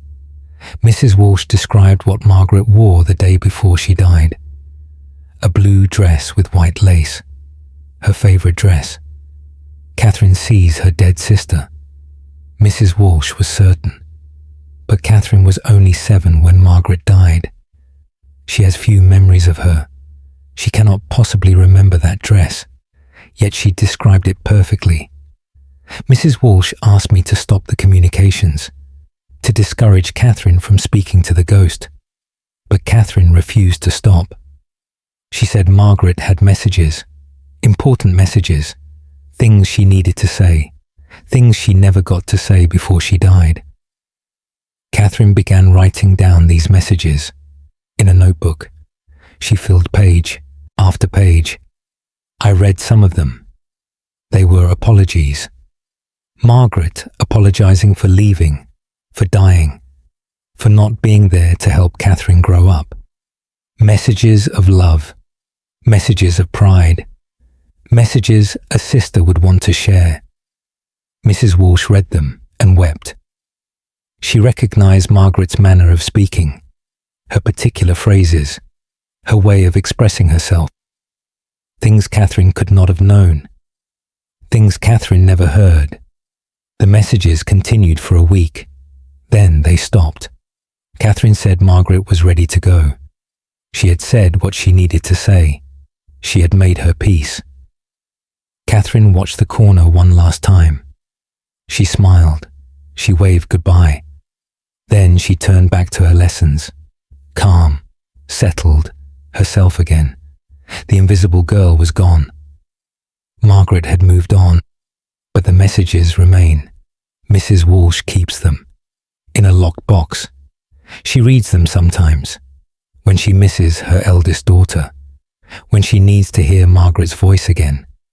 And she is grateful that Catherine could see her, that Catherine could give her a voice. One last time, Miss Eleanor Fitzgerald Tutor, Cork City, County Cork, 21st May, 1754. Archive note: Dr. Nathaniel Ashcroft, cases of sibling communication with deceased family members appear throughout history. Children seem particularly receptive to such contact. The messages were preserved by the Walsh family. They provide unusual evidence of post-mortem communication. Modern paranormal research classifies this as crisis apparition with delayed manifestation. End of file. Case file NOA1616M. Classification: Priest's Final Testament. Date of statement: 13th October 1616. Location: County Mayo, Ireland. Priest's Final Testament. So why? Father Brendan O'Malley. Write this testament as my final duty. I am dying. I know this with certainty. I have perhaps days remaining, but I must record what happened. I must warn others. 3 weeks ago, I was summoned to a dying man's bedside. His name was Hugh Moore, a recluse who lived alone in the hills. He had no family, no friends. People avoided him. They said he practiced forbidden arts. I did not believe such gossip. I went to give him last rites. His cottage was dark, filled with strange objects, books in languages I did not recognize, symbols carved into the beams, jars containing things I dared not examine. Hugh Moore lay on his bed. His breath rattled. Death was close. I began the prayers. He gripped my wrist. His strength surprised me. He pulled me close. He whispered urgently, "I have done terrible things. I have opened doors that should remain closed. I have let something through. It waits in this cottage. When I die, it will be free. You must not let it follow you." I asked what he meant. He said he had summoned something years ago, a presence, an entity, not demon, not spirit, something older, something that existed before such names. He bound it here, in this cottage, through his will alone. When he died, the binding would break. It would be free to leave, to find a new host, to attach itself to someone. He begged me to leave before he died, before it was released, but I could not abandon him. I stayed. I completed the last rites. Hugh Moore died with the final prayer. His hand relaxed, his eyes closed. For a moment, all was peaceful. Then I felt it, a coldness, starting in the far corner of the room, spreading outward. The air grew thick, heavy, pressing down on me. I could not breathe properly. I turned to leave. The door would not open. I pulled. I pushed. It held fast, as if something pressed against it from outside. Then I heard breathing, behind me, where Hugh Moore's body lay. I turned slowly. Hugh Moore sat upright, his eyes open, but they were not his eyes. They were black, completely black, from edge to edge, no white, no iris, just darkness. He smiled. Hugh Moore never smiled in life. His face was too thin, too grim, but this smile was wide, unnatural. His lips pulled back too far, showing too many teeth. He spoke, free at last. The voice was not Hugh Moore's. It was deeper, layered, as if many voices spoke together. "I thank you, priest, for staying, for witnessing. Now I am unbound." The body fell back, truly dead now. The presence left it, but it did not leave the cottage. It circled me. I felt it moving, around and around, studying me. Then it touched me, a coldness on my shoulder. Like an icy hand, it moved into me. I felt it enter, through my skin, into my blood, into my bones. I tried to resist. I prayed. I called on God. But it did not leave. It settled inside me. Not possession. Something different. Something worse. It lives within me now, sharing my body, watching through my eyes. I feel it always. A passenger, an observer. Sometimes it influences my thoughts, suggests things, dark things, things I would never normally consider. I fight it constantly, but I'm weakening. My body is failing, not from illness, from the effort of resisting, of keeping it contained. I know I will die soon, and when I die, it will be free again, free to find another host. I have sent word to the bishop.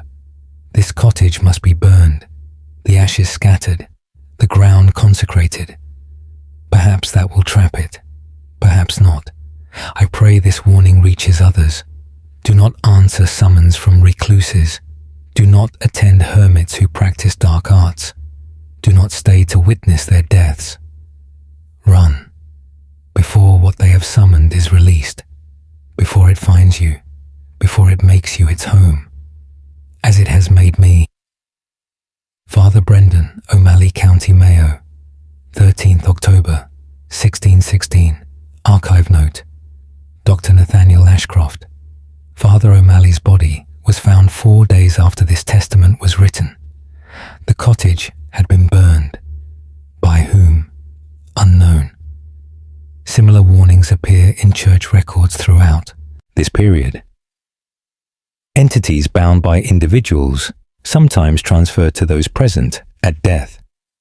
No effective containment method has been documented. The phenomenon remains unexplained. End of file. Case closed to public record. The original document remains sealed within the vaults of the British Museum. The NOA archive remains committed to documenting phenomena that defy conventional understanding. These cases are submitted for academic review and further investigation. Further access requires written authorization or curiosity strong enough to ignore the warnings. Until next time. These are the National Occult Archives.